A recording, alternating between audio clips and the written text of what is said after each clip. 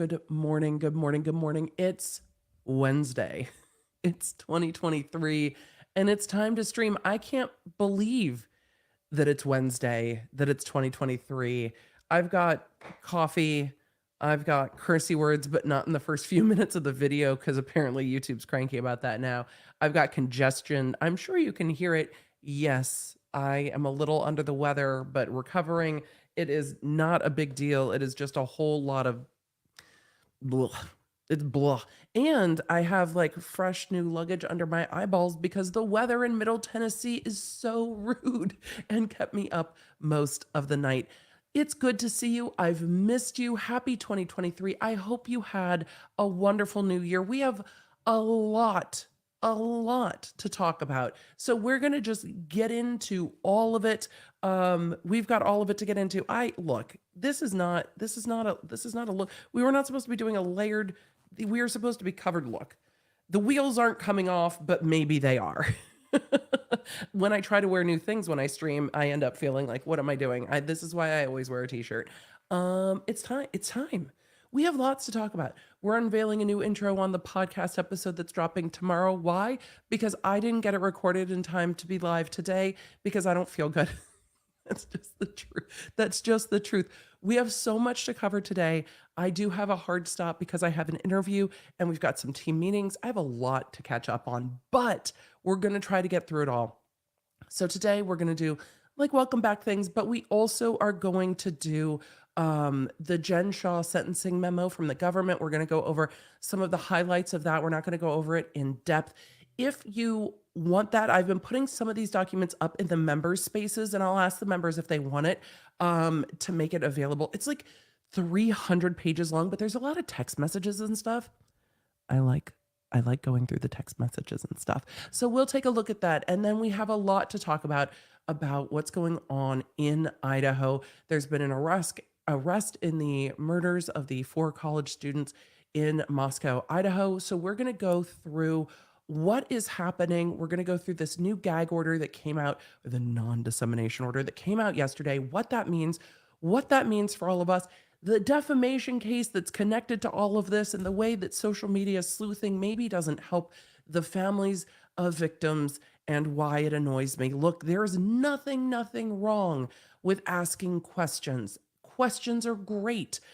It's when we get into the unhelpful theories that there is a fine line there, and we are going to talk about what is known, and really, truly, this investigation moved pretty quick, all things considered. So my perspective as a prosecutor, I hope, will help bring a little bit of clarity to what's going on and what's coming next. So with that, we're going to get into it. We have a few other things, some housekeeping matters and some stuff to talk about, but for now, it's just it's time to go. So enjoy.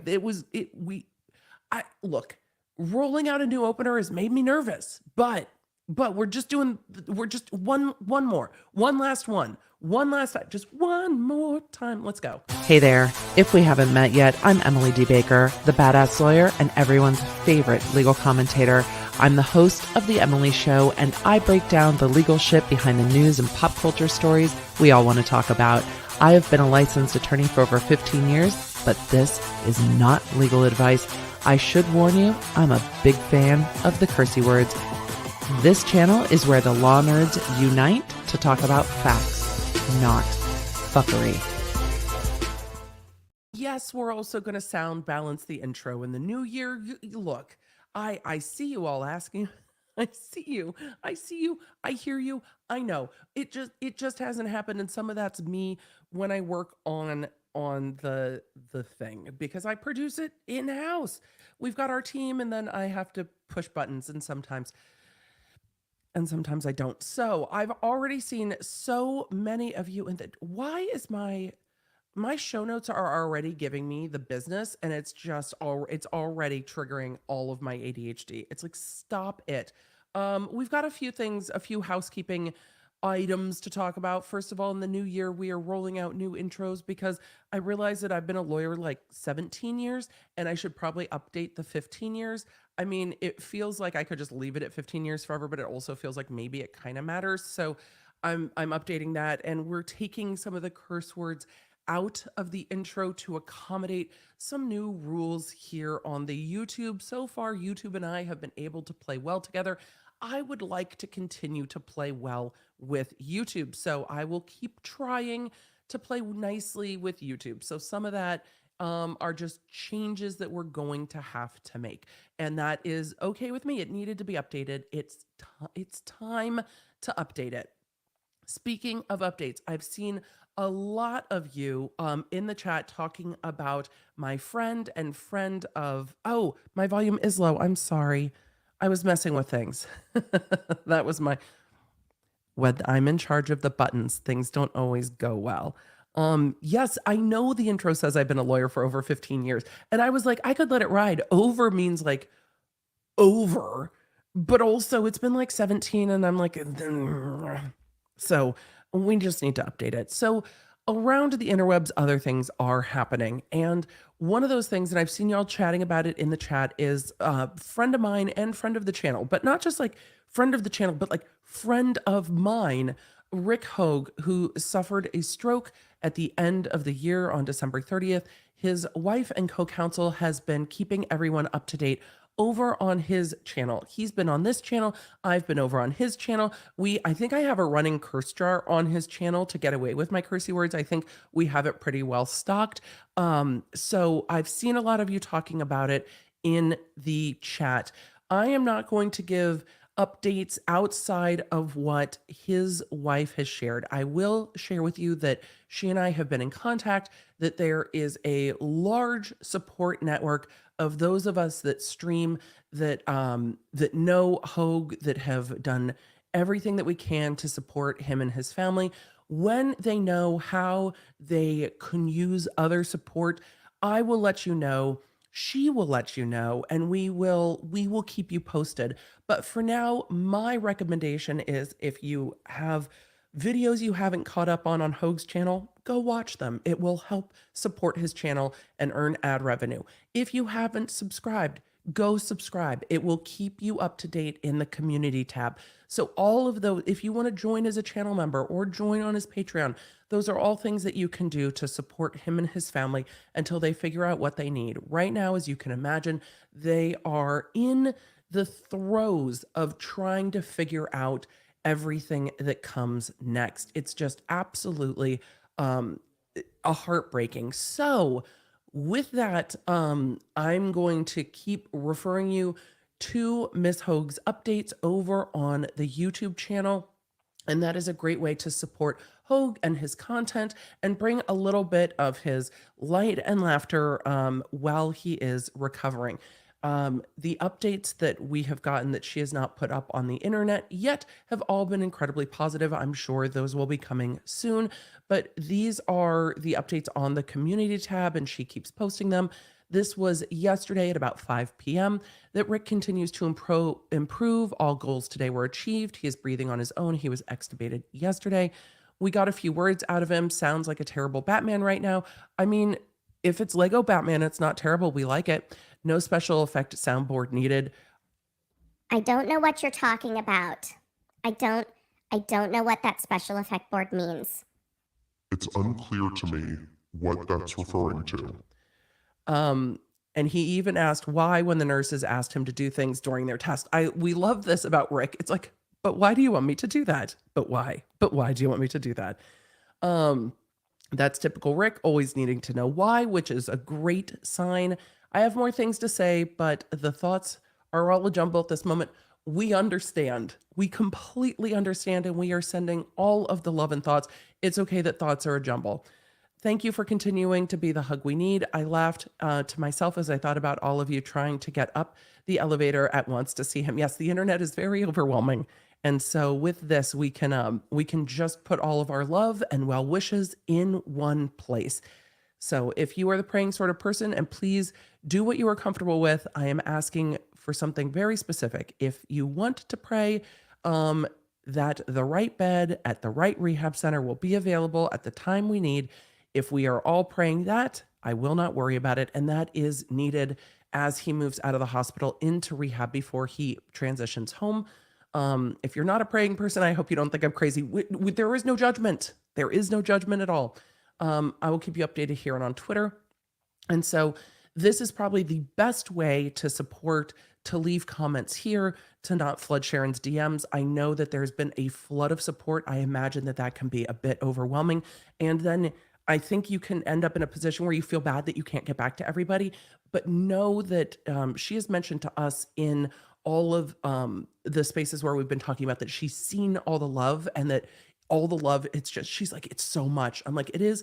You don't have to answer anything. You don't have to answer everything. People just want to let you know that you are loved and supported. So love and support is exactly what Hoeg and his family and his daughters need. The life is so unpredictable.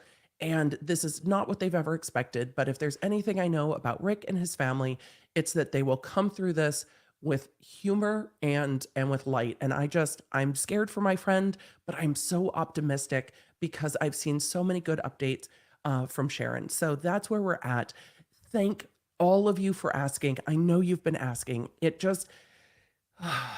never feels like my place to share like what other people are going through, but I absolutely want to make sure that you all know that this is something that is on my mind and on my heart, and that this is how I think it's a good way to be able to support at this time with what they need. I'm sure there will be more in the future, but for now, that's the best way. If you haven't subscribed, subscribe. If you haven't caught up on Lawyers and Dragons or Virtual Legality, or if you want to catch up on Hangouts and Headlines, go catch up on the videos that you haven't seen. So with all of that, Hoeg has been such a good friend. And so I know it's hard to know who the streamers that you watch know and who we talk to online and offline.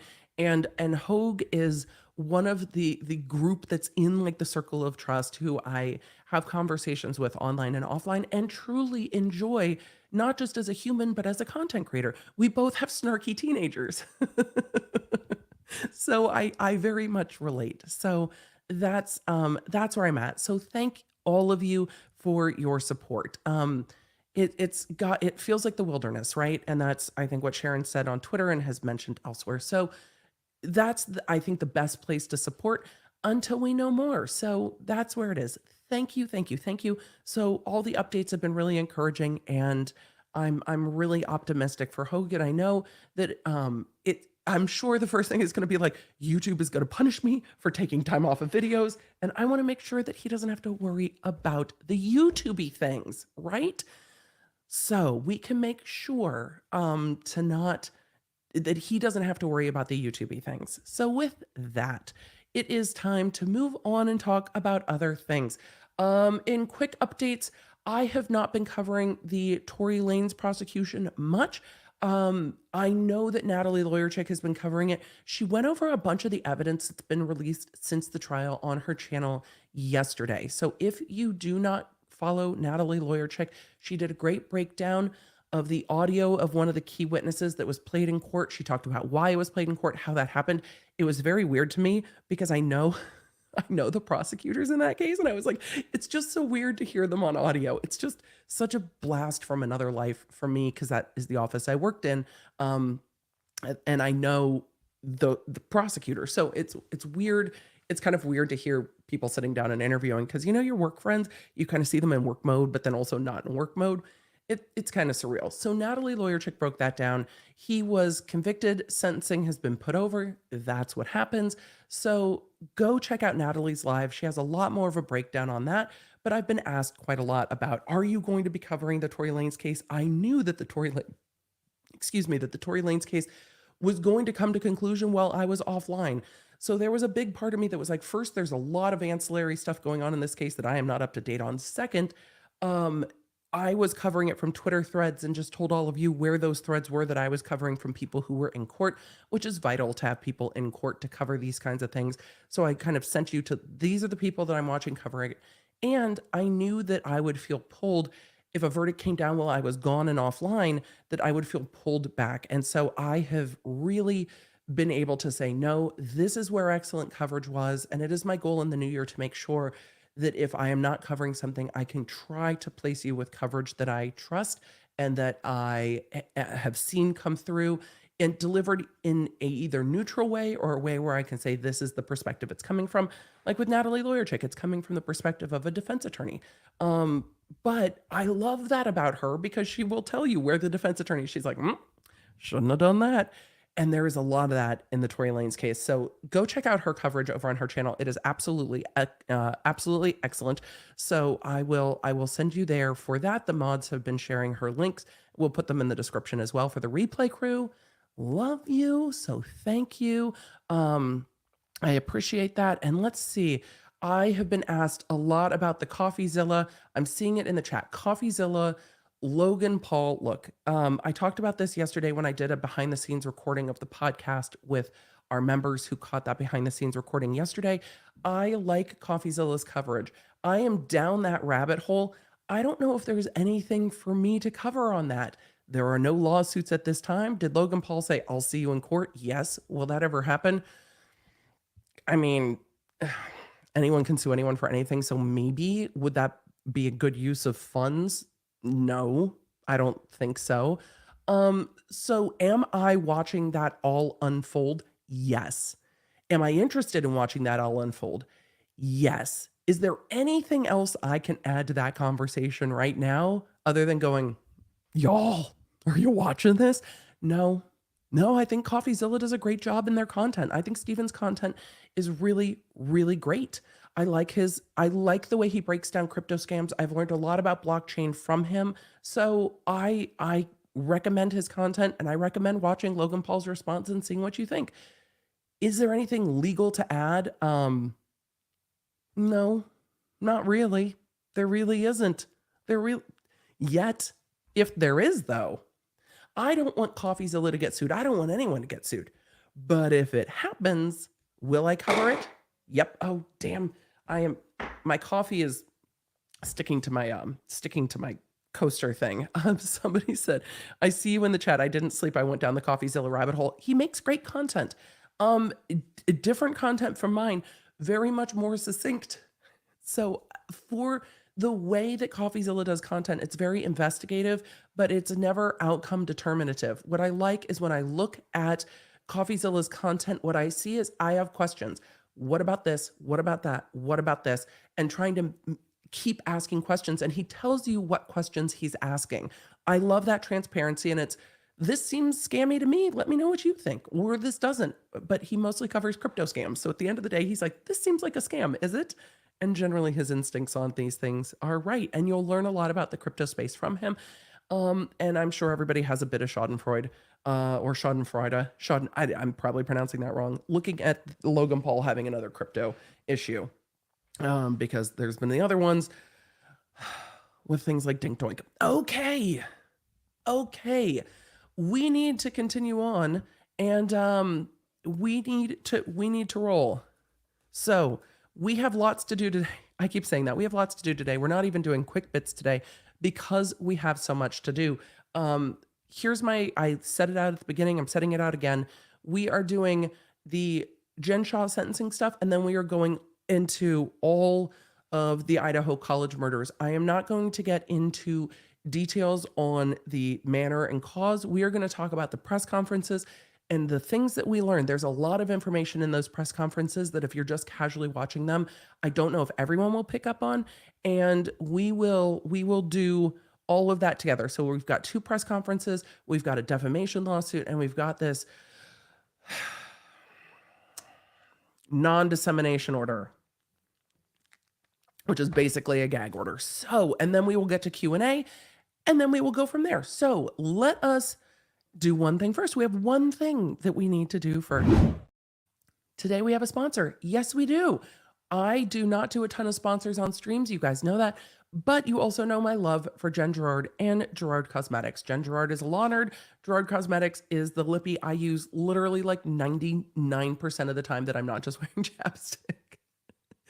And she is running an incredible It's a 10 sale because at Gerard Cosmetics, and me too, I think you're all a 10.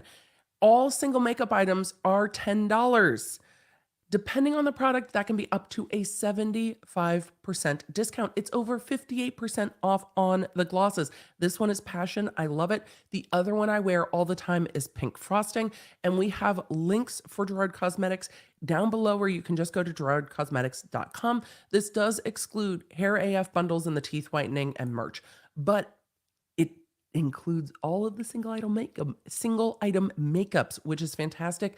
And the fair shade of the clean eye canvas, which I really love, is on pre-order. So if you get that now on pre-order because you are fair AF as me, that will ship when that item is in at the end of the month. So just know that will be together.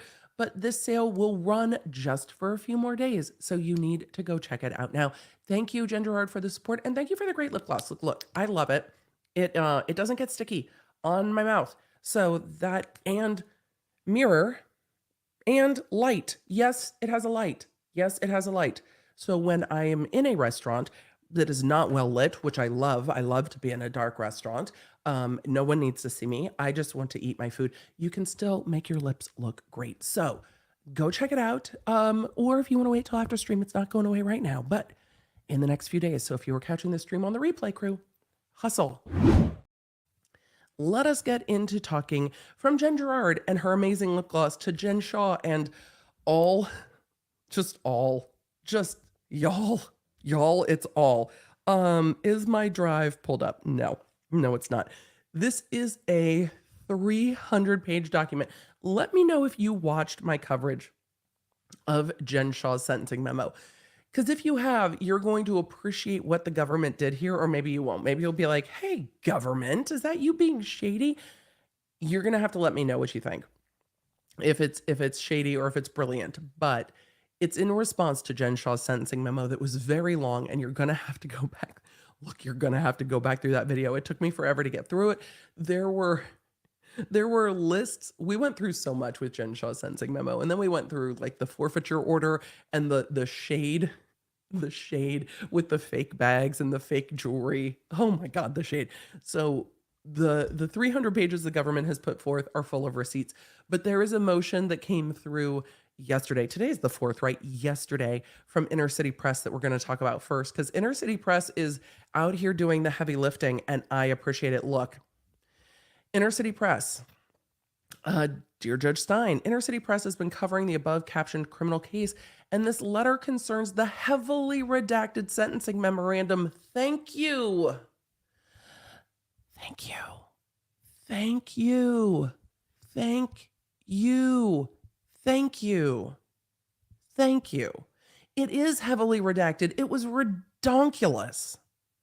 The heavily redacted sentencing memorandum and heavily redacted exhibits put on the public docket. The redactions go far beyond what case law supports. Thank you, Inner City Press.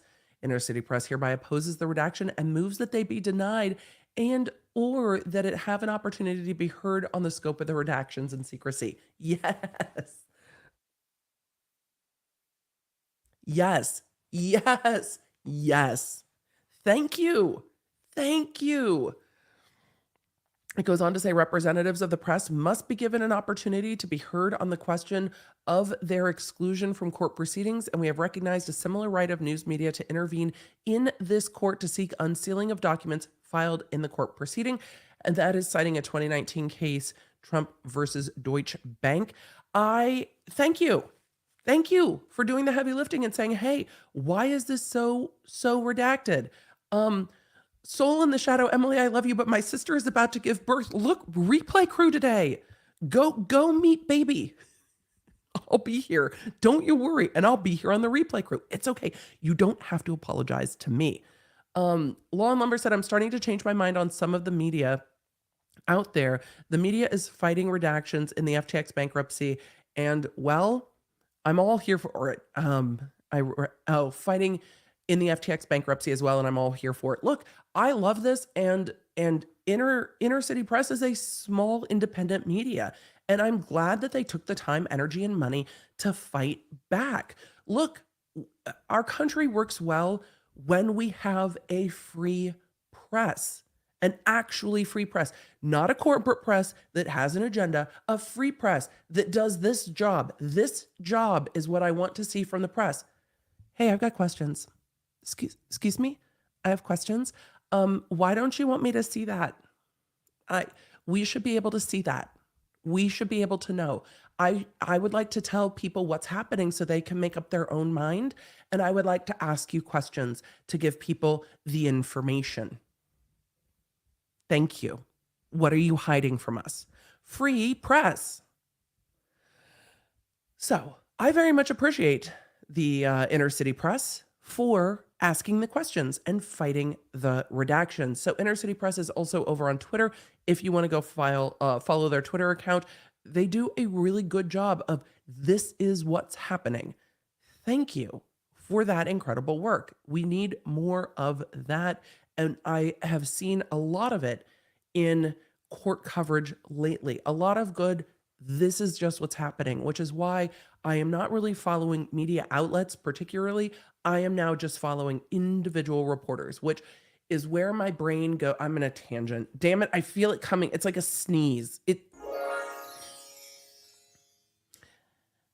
Which is why I'm so torn about not being on Twitter. I took Twitter off of my phone. I find it very good to not have it on my phone all the time. But all of the journalists that I follow that give you the up to the minute everything, it goes up on Twitter first and then goes to articles. So this is where I am torn about Twitter, because sometimes Twitter is just an evil dumpster fire. People screaming, wishing that Jeremy Renner ill when he's had a snow plowing accident is just vile behavior to me. I don't like it. Even if you don't like someone, keep your words to yourself sometimes.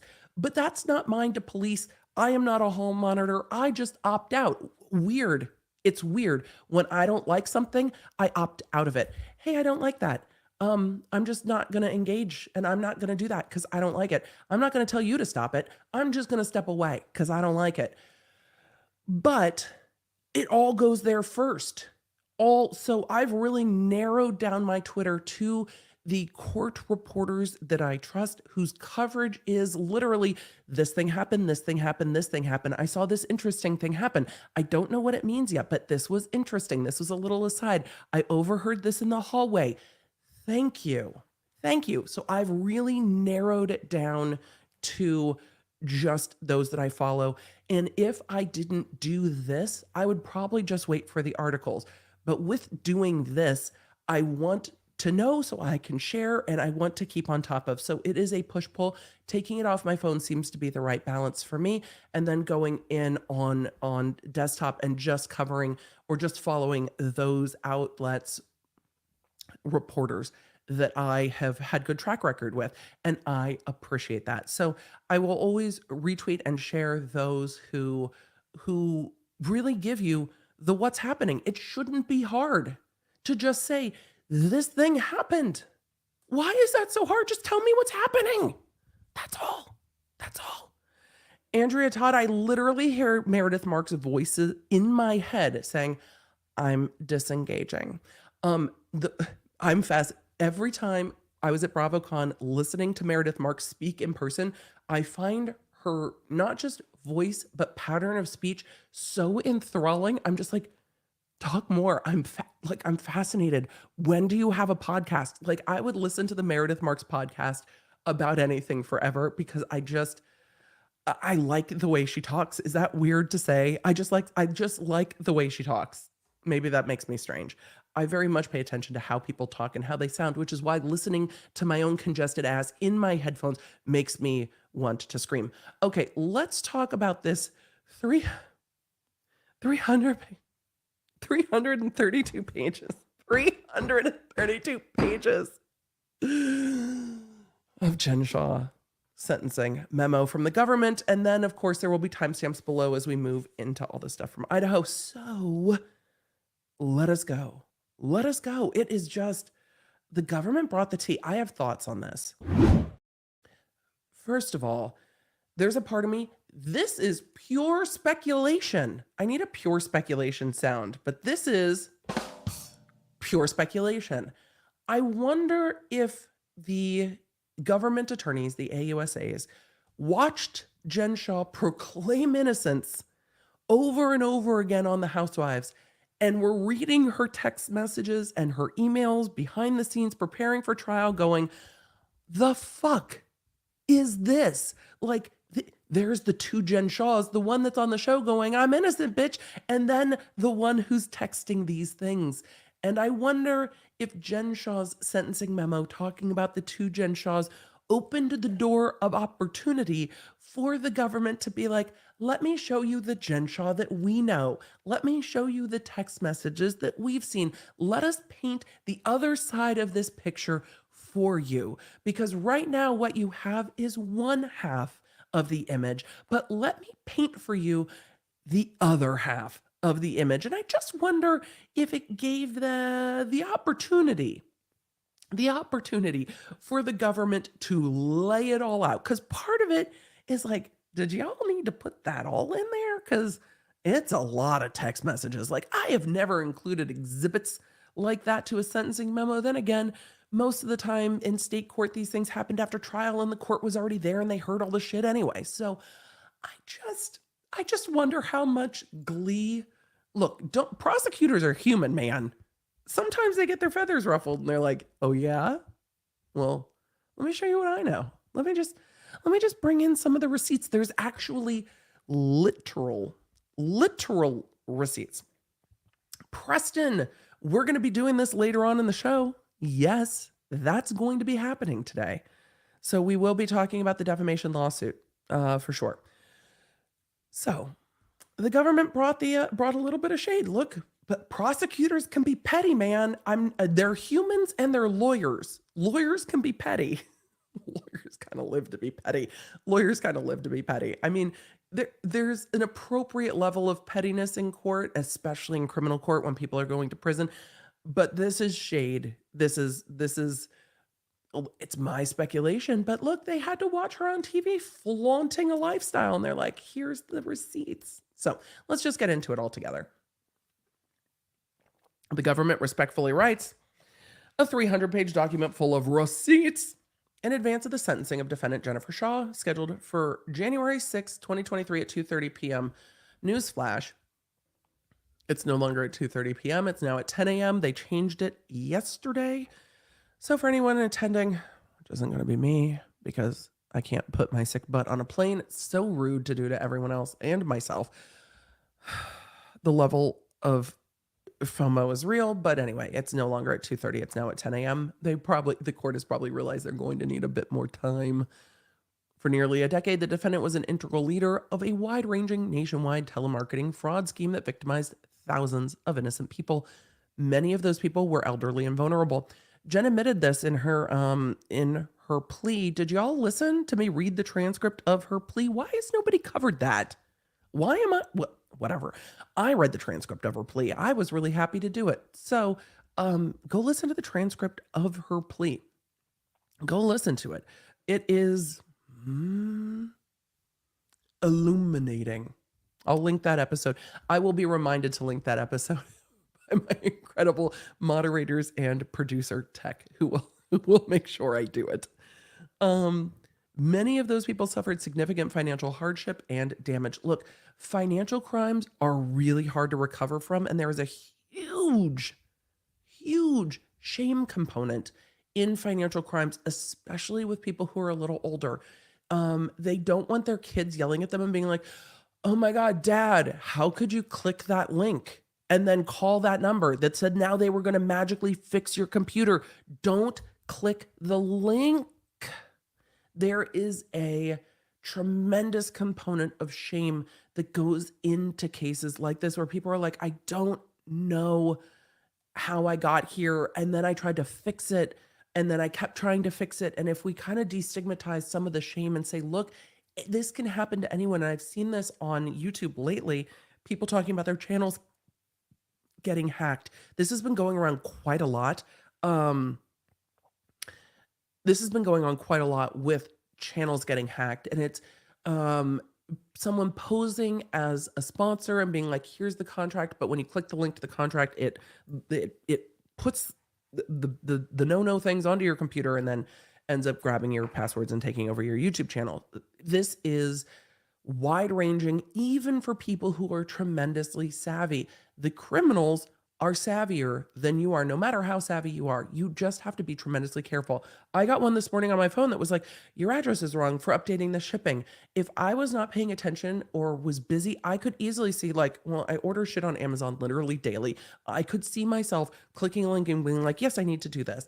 And that's how they get you, in just the little moments where you're like, I need to get this handled. It is something we need to talk about more and destigmatize more, and not yell at our parents about, not yell at our kids about, and just try to figure out how to fix and lean in to learning more about how to prevent this from happening. But especially when we're dealing with people who are vulnerable, they're afraid or ashamed to ask for help, and then they end up trying to fix it with the fraudsters. So like, the money here, and then they keep chasing the money, like I'll dig it back out and I won't have to tell anybody. So keeping open lines of communication about this stuff is really, really important. I've had my dad click the link. I've had my mom be like, I got that. My mom now just sends me screenshots of everything. And I'm like, that's okay. Send me screenshots of everything. Like, this seems suspicious. I've taught my mom to be just suspicious of literally everything. And I don't know if that's the best way to do it, but my mom is now sus of everything. And I'm like, no, Mom, you actually do need to update your iOS. That one is legit. So shame is a huge component of these scams. And if we can start destigmatizing the shame, we can really start having conversations and dialing back this kind of crime, or at least in this way. But financial crimes are a nightmare for people to undo, and it takes years to bounce back. At the defendant's direction, victims were defrauded over and over again until they had nothing left. She and her co-conspirators persisted in their conduct until the victims' bank accounts were empty, their credit cards were at their limits, and there was nothing more to take. The defendant was not deterred by the FTC. The FTC came for her, and you know what she did? She said, let's move all of these conversations to Telegram, where they can't track our texts as easily. But I've been saying that from the beginning, because my digging into this case showed that at the beginning, and I told you all, this is my perception, but what we're seeing behavior-wise is there's this FTC investigation, Jen Shah gives a deposition, Stuart Smith gives a deposition, the companies are shut down, and then things change. The companies go offshore, the companies go to Wyoming where they're anonymous, they go out of her name, and things get sneakier. It wasn't like, ooh, they're on to us. It was, we can do this better. You know what? We can do this better. Let's do this better.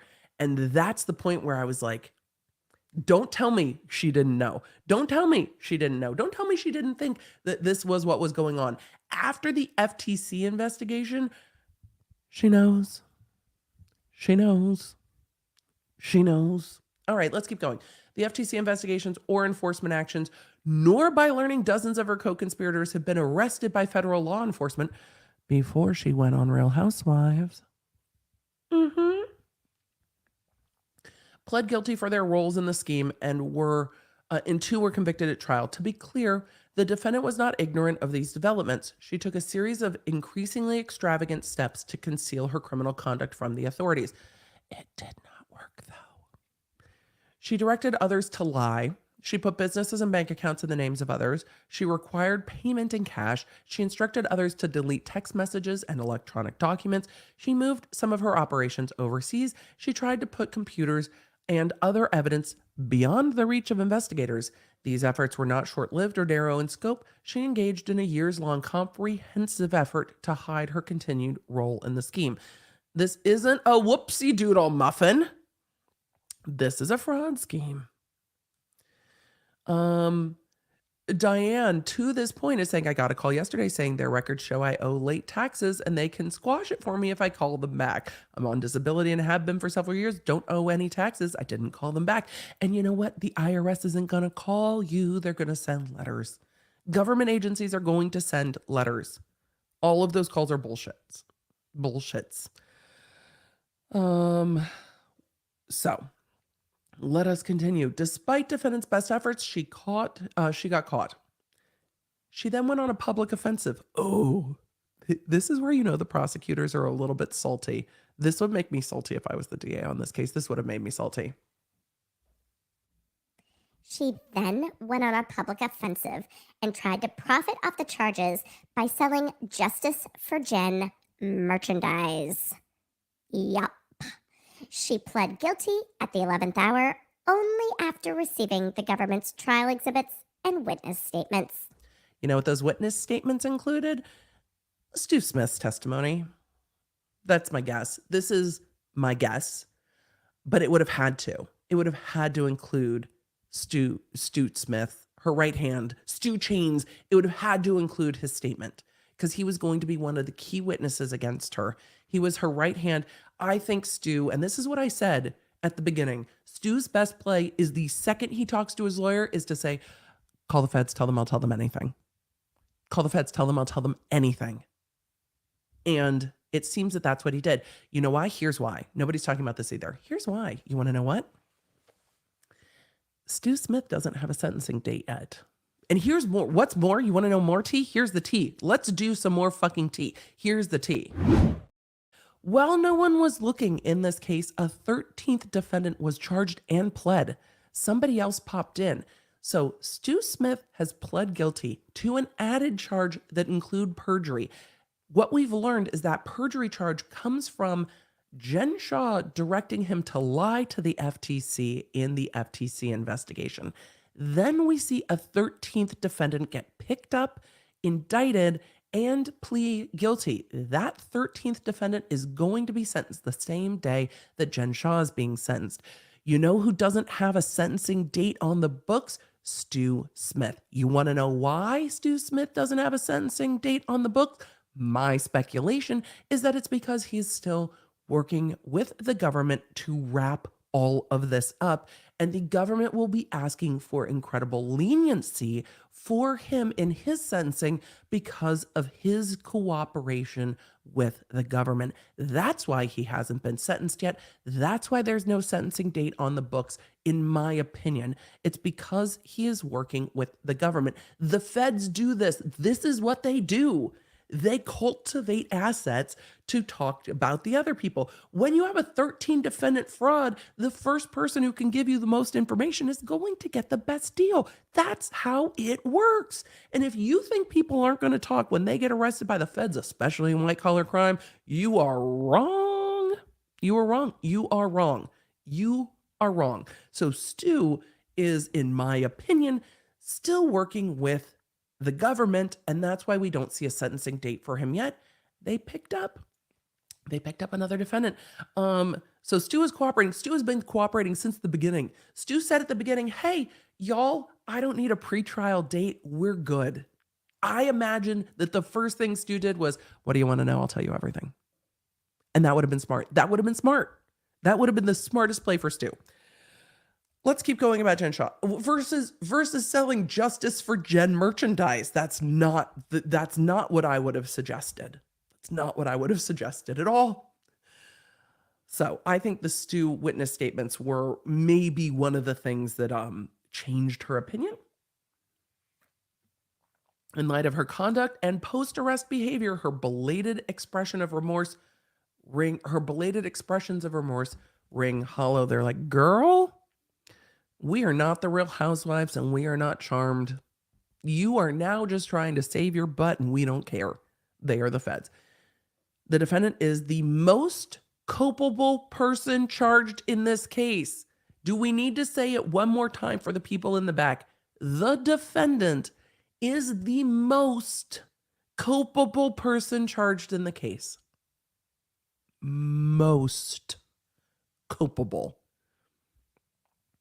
For the reasons set forth below, she should be sentenced to a term of 120 months imprisonment. By my calculations, that's right around 10 years. The defendant's conduct from at least 2012. You want to know what's weird to me? Her husband stopped practicing traditional law in 2012. It's odd timing to me. From at least 2012 until March 2021, when she was arrested, the defendant was the leader of a wide-ranging nationwide telemarketing fraud scheme. They used false representations to defraud thousands of victims, many of whom were over the age of 55, by selling the victims' so-called business services in connection with the victims' purported online businesses. We know about all of that. Defendant supplied leads to facilitate the scheme. We know about this. She was the one who brought people in and then decided where they were going to go and what they were going to be sold on. Once the victims were sold coaching sessions, the defendant typically required the coaching sales floors to use Thrive or Guidance to provide victims with so-called business coaching sessions, which were merely part of the scam. While victims of the business opportunity scheme were falsely told during the coaching sessions that these sessions would help the victims earn money from the internet business, at no point did the victims earn any of the promised return on their investment. Instead, the purpose of the coaching was to convince victims that to make their internet business succeed, the victims needed to purchase additional products or services.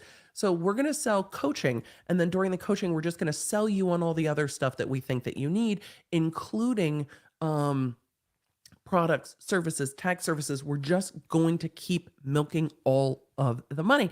I see all of you guys saying hi to Natalie Lawyer Chick. Were we talking so positively about her that we just manifested her into the chat? We were singing the praises of your video last night, Natalie Lawyer Chick. You were going over the audio and everything from the Tory Lanez case. It was very weird.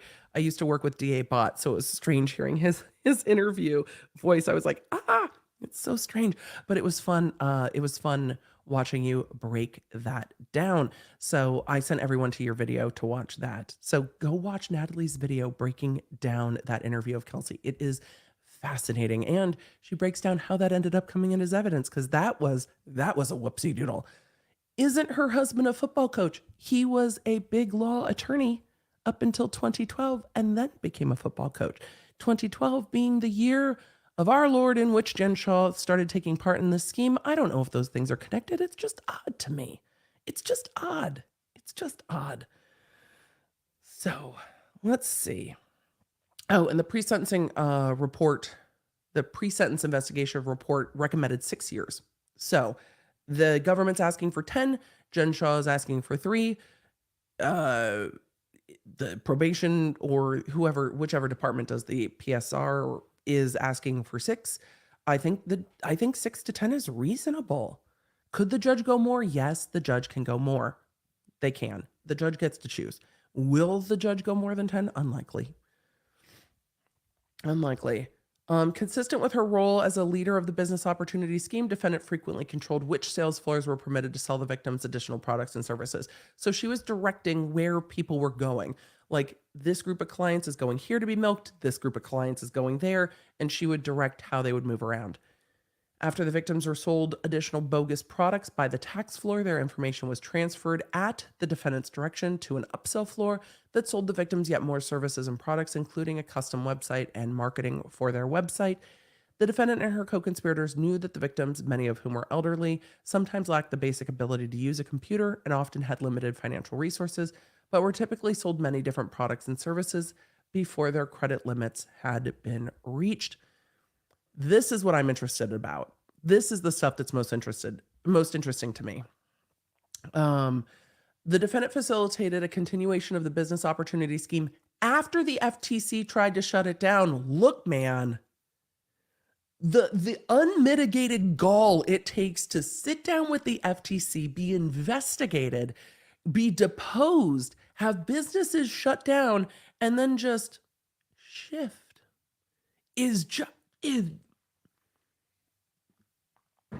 I don't have that level of chutzpah in my body. It's why I enjoyed fraud cases, because I'm always fascinated by people who can be like, we can work with this. How is that the thought? How is that we can do this better? How is that the decision? I never understand, and I'm always fascinated. In early 2013, the Tax Club, which ran a tax floor out of Manhattan as part of the business opportunity scheme, was shut down by the FTC. The FTC would not let them be due to engaging in deceptive business practices. For approximately 4 years before the shutdown, they obtained victim information from Thrive and made fraudulent sales to those victims, Thrive being one of Jen's companies. After they were shut down, the defendant began facilitating the sale of victim information by Guidance, Thrive's successor company, to other tax floors that opened in the wake of the demise. They just made more, just popping up in their wake, using the same deceptive practices, or in some cases, even worse practices. These included top shelf marketing, which was operated by co-defendant Joseph Minetto, and Ketabachi defendant Holt and Sager. Ketabachi is the named defendant in another round. There were 3 rounds of prosecutions in this case. Yes, 3, and all of them had 10 plus defendants. It was fucking wild. There were so many of them. The Ketabachi are a different group. So the government has gone through rounds of these prosecutions, rounding up all of these sales floors. It's so many. Let's see. In or about 2014, the defendant demanded that Holt cause Top Shelf Marketing to increase its dollar per lead revenue, which would have the effect of increasing the revenue share payable to Guidance and the defendant for the leads the defendant was providing to the marketing wing.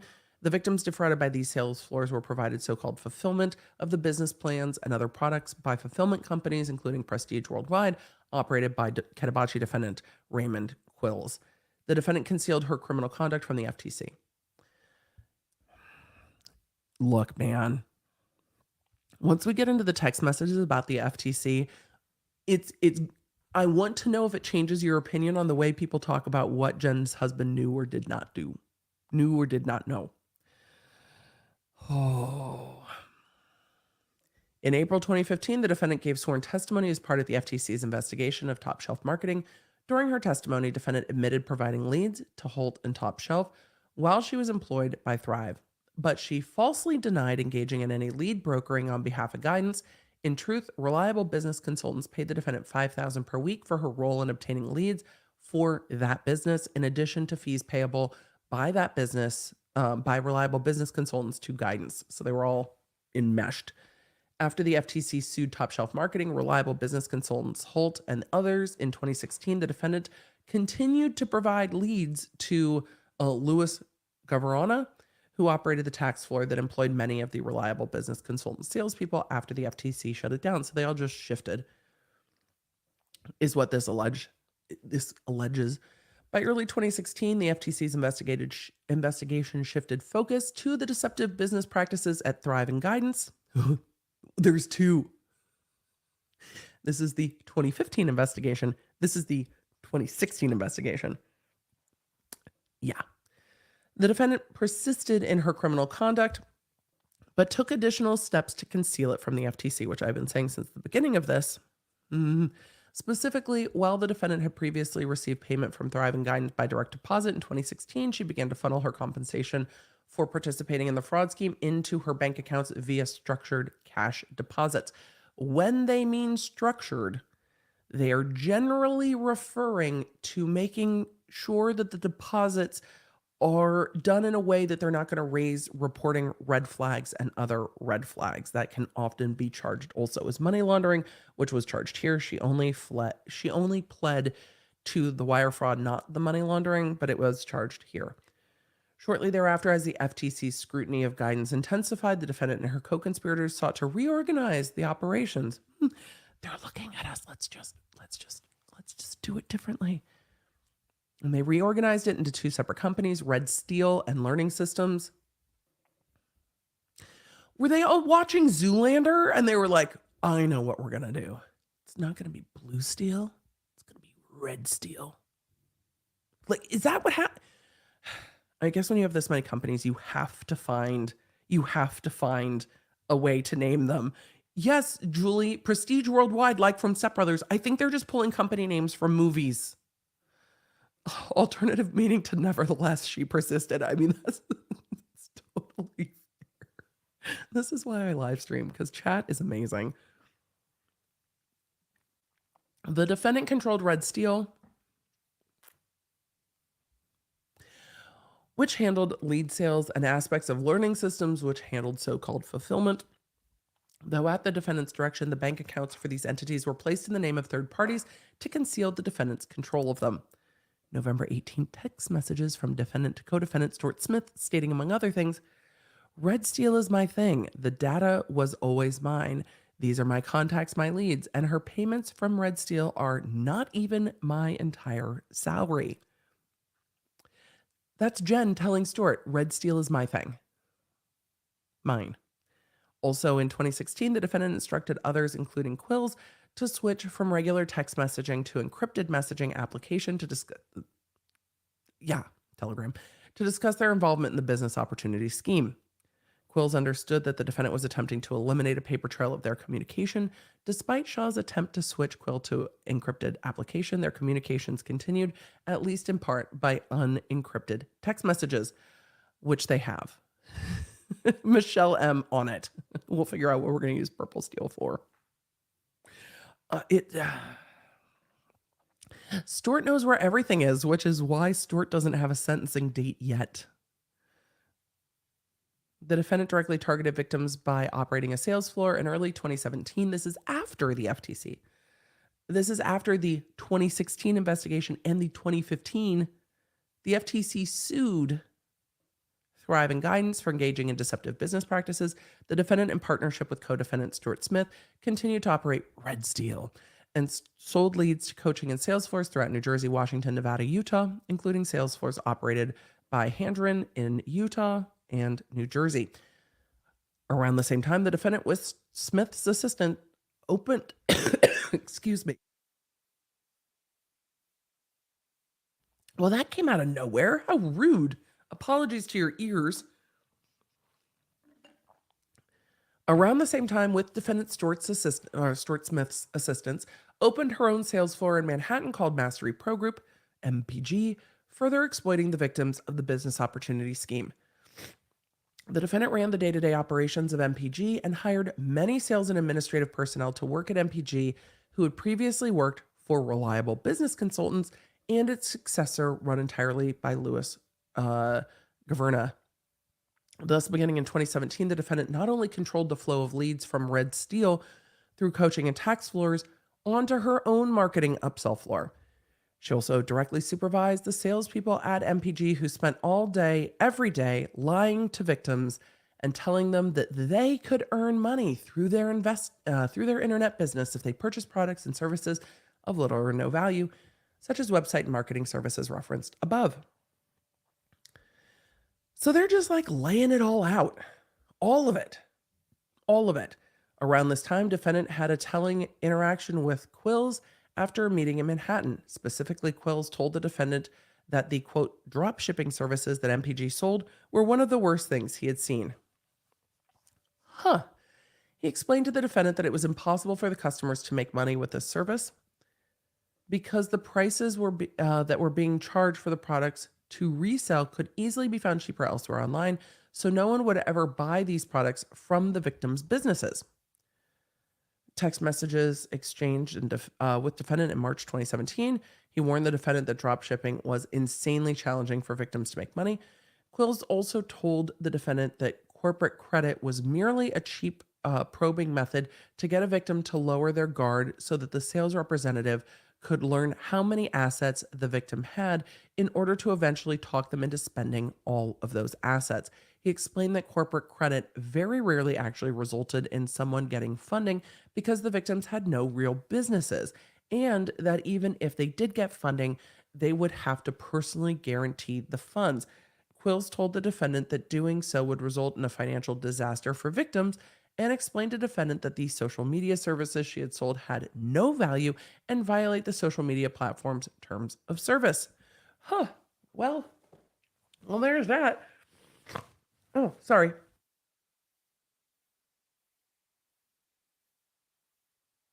Will housewives continue without Jen Shah? I mean, I don't know if they will. They're going to have to. I mean, she's going to go to prison. So they're going to have, unless they're going to like Skype her in from prison, they're going to have to find a way to continue. Quill specifically explained that these particular products had never helped people, they only hurt them. In response, the defendant feigned concern and made a vague comment about needing to do something about it, but the defendant then went forward with selling these products and services anyway, and never did anything to eliminate or modify the predatory practices. Defendant's criminal conduct continued after the Ketabachi arrests. She attempted to conceal her criminal conduct from law enforcement. Ooh. This gets into text messages.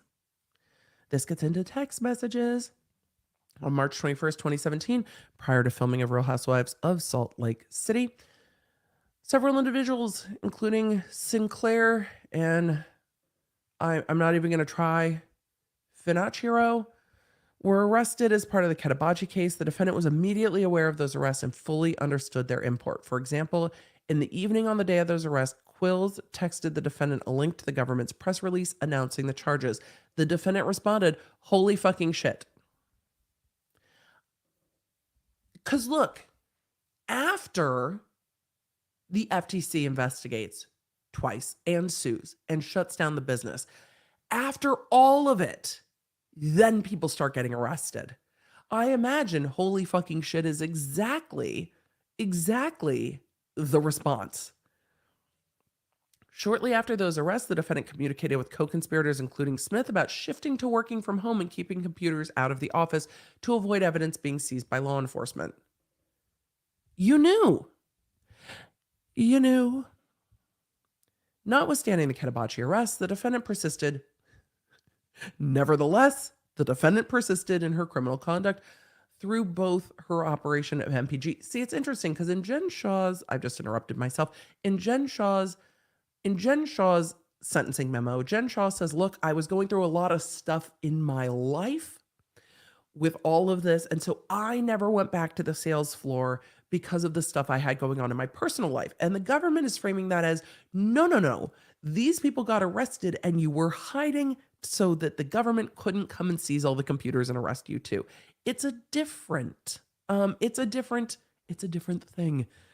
During this time period, the defendant often joked about the victim's suffering.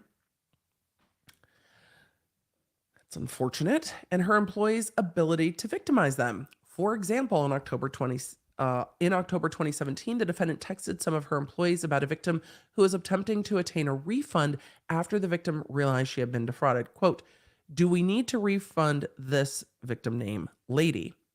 Or is she done crying and ready to move forward? Reyes, are you losing your touch with the ladies?" Exhibit 6. Why aren't you defrauding them better? Good Lord. During consecutive periods of time between 2017 and 2019, the defendant placed 2 other co-conspirators in charge of aspects of MPG's operation and used them to distance herself from MPG, including putting their names on the lease of the office space. During that time period, the defendant was aware the FTC continued to bring enforcement actions against participants in the business opportunity scheme. For example, in June 2018, the defendant sent co-conspirator a press release regarding a court order obtained by the FTC to halt a business coaching scheme that was materially identical to the one the defendant was involved in. There's a text in there somewhere talking about how they hate the FTC. We're just like, damn the FTC. The FTC won't let me be. The defendant took steps to move certain aspects of Red Steel. Red Steel. Wait, that's the wrong voice. Red Steel. Whoosh noise. And MPG, which she continued to control outside the United States to Kosovo in order to avoid law enforcement scrutiny. For example, in a text message exchange with Smith in December 2017, defendant explained that she wanted to move parts of their scheme abroad and use the names of quote-unquote nominees in Kosovo or Cyprus for their corporate registrations to minimize the risk. Quote, "Then we can run this for a long time." That's the text. Let's move it out of the country, and then we can run this for a long time. In particular, the defendant directed Smith to have co-conspirators, including Handren and co-defendant Cheedy, send money for leads and or revenue share, a portion of the fraud proceeds, from certain sales accounts based, for certain sales to accounts based in Kosovo. The defendant also instructed one of her employees to keep secret from her salespeople at MPG that other sales floors to which the defendant was sending victims contact information for upsales. Quote, "I don't want the guys on my floor knowing where it's going, so please tell Cheedy," i.e. another sales floor operator. Not to say anything to Phil, i.e. one of the defendant's salespeople. "I don't like people knowing where my leads are going." Yeah, because then they can tell the fucking feds. Artsy is like, why is my country mentioned? Because that's where Jen was sending stuff, or trying to. I don't like people knowing where my leads are going. Yeah, because then they can tell. The defendant also engaged in several other methods of attempt to conceal her criminal conduct, including the defendant instructed Smith and defendants to pay for leads in cash. The defendant told Sheedy and other co-conspirators to incorporate victim-facing telemarketing companies in the state of Wyoming because that state laws would permit them to conceal the true ownership of companies from the public. Yes, you can do it anonymously. The defendant told Sheedy and other co-conspirators and corporations can incorporate corporations. You can do a lot in Wyoming. The defendant told Sheedy and other co-conspirators to communicate only via encrypted messaging applications, including Telegram, on which she used fake name Becky White. It's just, that's the name. That's the name. What? There's a picture. There is a picture of the Becky White profile. When you see them saying GX28, it's because it's attached. Becky White. Yeah, Em, I want to know if it's Becky with the good hair. I want to know. Becky White. You leave Betty White or any suggestion close to that name out of this. Agreed. But Becky is just so fucking funny. The defendant and Smith discussed removing electronic versions of sales scripts from computers and removing computers from their office. And in July 2018, defendant texted Smith, delete the sales scripts from the Google Drive. Because the sales scripts are literally a script of what they say. The defendant directed Smith to delete their communications from his phone to eliminate a paper trail connecting the defendant to MPG. The defendant had Smith as the only name on the MPG bank accounts between 2017 and 19. The defendant was paid in cash or through her use of the MPG credit card, the balance of which was paid from MPG sales revenues. In addition to the arrest in the Katabachi case, the defendant also was concerned about the arrest of another co-conspirator with whom she and Sheedy had worked closely as part of the BizOp scheme. Specifically, in March 2017, shortly after the Katabachi arrest, the defendant exchanged text messages with Quills in which the defendant warned Quills that the co-conspirator had been charged with drug-related charges and that a review of his financials by the authorities would reveal telemarketing fraud proceeds flowing between the co-conspirator's account and Sheedy's accounts. The defendant specifically told Quills that Sheedy had no legitimate explanation for those transactions, but assured Quills that Quills should not be worried about getting caught by the authorities because he was not the one who processed the payments. Later in time, the defendant was afraid Quills was going to reveal her participation in the scheme. She texted a co-conspirator in part, I have gone to great lengths to keep everything confidential. I don't need Ray Quills running his mouth. Don't worry, Stuart Smith seems to be doing it. I do not want anyone to know anything. They shouldn't be saying my name. They want to keep the name Becky White out of their mouths. In October 2018, the defendant was concerned that a co-conspirator who sometimes resided in the defendant's Manhattan apartment had provided her address to law enforcement. When you're working with this many people, that's a real concern. Look, this is how it goes when a lot of people are arrested by the feds.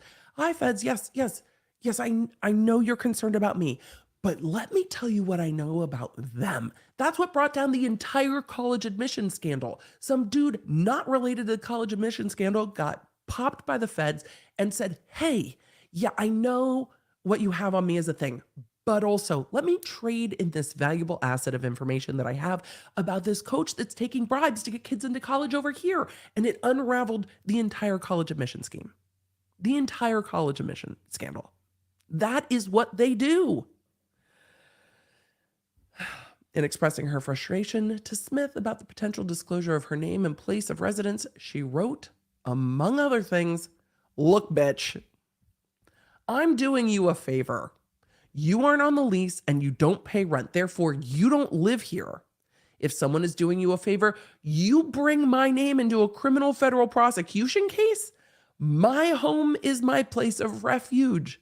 They could come in with a warrant now at any time if they wanted to. And they did. While Bravo cameras were rolling in front of the beauty lab and laser. They did that. They did that.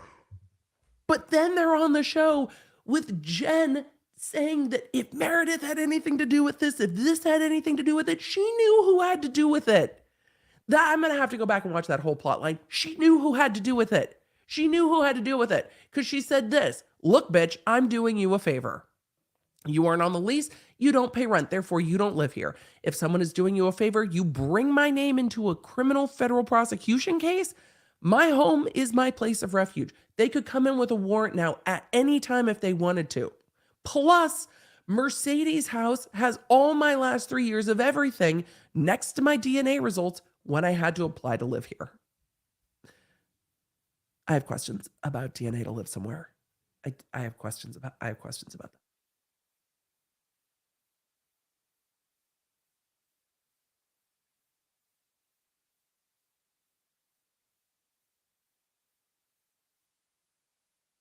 Sorry, we needed a throat spray.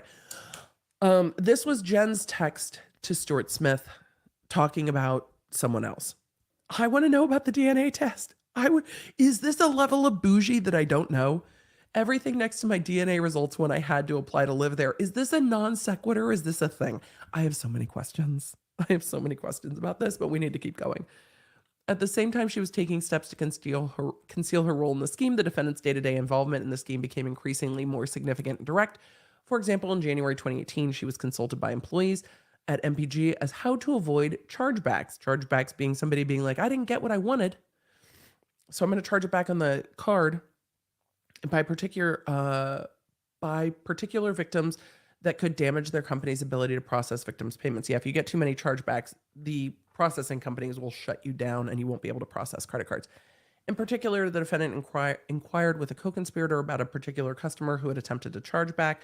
The co-conspirator, who was one of the defendant's employees, explained, "We have been calling him every day with no answer. He is really sick and 85 years old." In response, the defendant provided instructions about what company to process his payments through, questioned why they had charged his credit card for 3 smaller amounts instead of 1 large amount, and reminded them that MPG and VQD, another entity, don't have a transaction limit.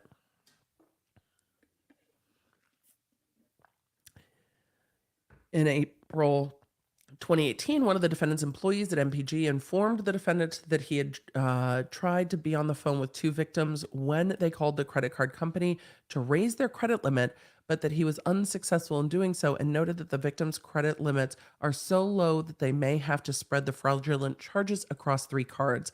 The defendant responded, showing no hesitation, to completely max out the victim's credit cards.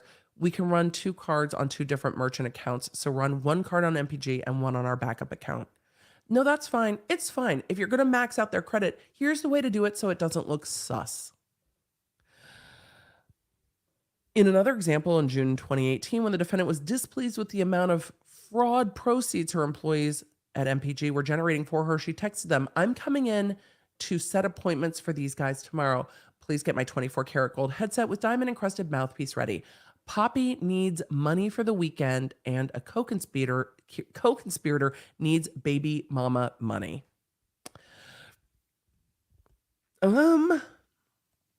Poppy needs money for the weekend, and co-conspirator needs baby mama money. Let's open up the ATM that is our victims and just start pulling out cash. That's what that sounds like to me. In early 2018, Smith received a subpoena for documents and testimony in connection with the FTC's then public lawsuit against Vision Solutions Marketing. Are we up to 2 FTC lawsuits? No, this is the same FTC lawsuit. 2 FTC investigations, 1 lawsuit. A Utah-based coaching floor that had for years purchased leads from defendant and Smith through Red Steel. The defendant was aware of the FTC's complaint against VSM, including the allegations that VSM lied to victims. In advance of Smith's scheduled deposition in mid-2018, the defendant sent Smith lists of questions and answers he should, quote-unquote, practice. Oh, this is where the perjury plea comes in. And instructed him to save it on your laptop and delete the email. And gave him specific instructions on how to falsely answer certain questions. Among other things, the defendant directed Smith, 1, not to disclose her involvement in MPG or Red Steel, 2, not to describe himself as an owner of Red Steel, 3, not to disclose that he had spoken to the defendant about the deposition, 4, not to reveal that Red Steel and Learning Systems were created around the same time. These lies were designated to hide the defendant's role in the BizOp scheme and prevent the FTC from realizing that Red Steel and Learning Systems, which the defendant controlled, were successor entities to Thrive and Guidance that had been shut down by the FTC. The night before the deposition, the defendant went to Smith's hotel to discuss the deposition and come up with an answer together. for certain questions the defendant anticipated Smith would be asked. The day of the deposition, the defendant waited across the street and texted Smith throughout the deposition.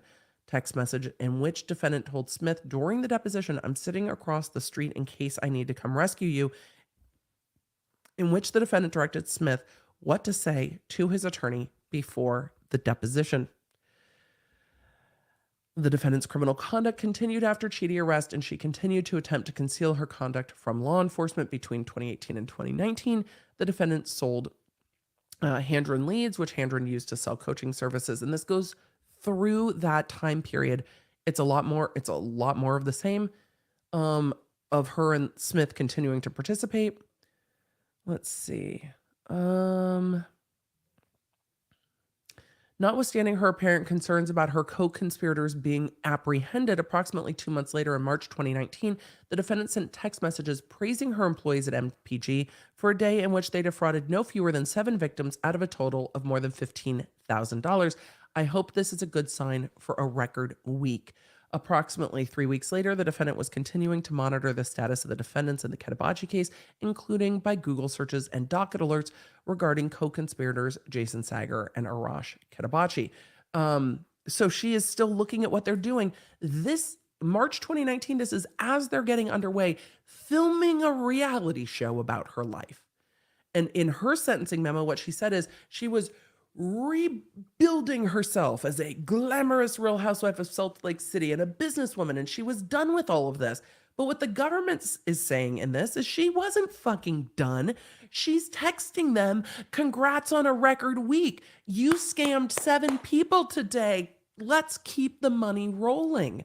This is a very different picture being painted by the government than Jen Shah, which again reminds us that the system in the US is adversarial. So we get both sides and the judge gets to the middle of the thing. In mid-2019, the defendant Smith learned that the individual whose name was listed on several Red Steel bank accounts had stolen company money. No honor among thieves. Does it sound like the Gerardi case where they arrested the CFO for running fraud within the fraud? Weird. Because who are you going to fucking report it to? Excuse me, my employee's embezzling in my company where we're defrauding people. Who are you going to tell? It's when you are engaged in illegal activity, though this has happened. I've seen these cases when people call the police and are like, "I was trying to buy insert illegal substance and what they gave me was not a legal substance." You cannot call the police to enforce illegal agreements. They will just come arrest you. But you can't go to anybody that an individual is now stealing from your company that's stealing. So an individual was stealing from Red Steel, prompting the defendant to blame Smith and ask several individuals if they would open bank accounts in their own names for the defendant to use. Ultimately, the defendant's aunt, now her family's involved. She asked her aunt to open a bank account in her name of Monetized Data Solutions, and MDS took over Red Steel's lead sale business. In November 2019, other defendants were arrested in connection with this case. In November 2019, this case starts. The prosecutions are going like this. They're going from defendants that worked with her more loosely to the defendants that are working with her more intricately. Throughout 2020, Handren and Smith continued to engage in the BizOp scheme, and defendant and Smith continued to sell leads to them. Notwithstanding that Handren was under indictment for fraud and money laundering, arrested and under indictment, and they were still running it. And now filming Real Housewives with Smith and Shah. In mid-2020, Handren agreed at the direction of law enforcement to purchase leads from Smith. Handren was directed by Smith to send money for the leads to the MDS bank account. Oh, one of the people working with the government. That same account that the defendant set up in the name of her aunt to mask her involvement. Around that time, the defendant and Smith discussed the need to conceal from law enforcement their continued involvement and suggest how Handren could pay for it, pay for leads in cash, and communicate via telegram. In November 2020, the defendant, there is something, all of this is offensive, but there is something so deeply offensive that this is continuing to run in 2020 with defendants that have already been arrested and indicted during a global panini where people are struggling financially anyway. They are not deterred. It's just when EDB said, "Who are you going to tell?" immediately thought of Lisa Kudrow's voice circa Easy A. Easy A is one of the best movies ever made. Who are you going to tell? Who are you going to tell? Who's going to believe you? It's that. It really is. When your fraudster defrauds a fraudster. All right. In November 2020, the defendant publicly described her employment as follows, quote, "I own 3 different marketing companies and we do lead generation." That's true. She does do lead generation, data monetization, and customer acquisition. The best way to describe it is, I'm the Wizard of Oz. I'm the one behind the curtain that no one knows exists, but I'm the one making everything happen. Real Housewives Jen Shah called herself Wizard of Oz while explaining job prior to her arrest for federal fraud telemarketing scam from Access. Wait, no, I don't want to go there. No. They made the link too easy to click from Access Online. This is exactly what the prosecution should stand up and say in their sentencing, Your Honor. Jen Shah is the Wizard of Oz. She was the one behind the curtain that no one knew existed because she went to every length possible to conceal her involvement. She is the most culpable defendant, 10 years. Thank you. The defendant used fraud as a proceed to live a life of luxury. Damn it! It doesn't say lavish lifestyle.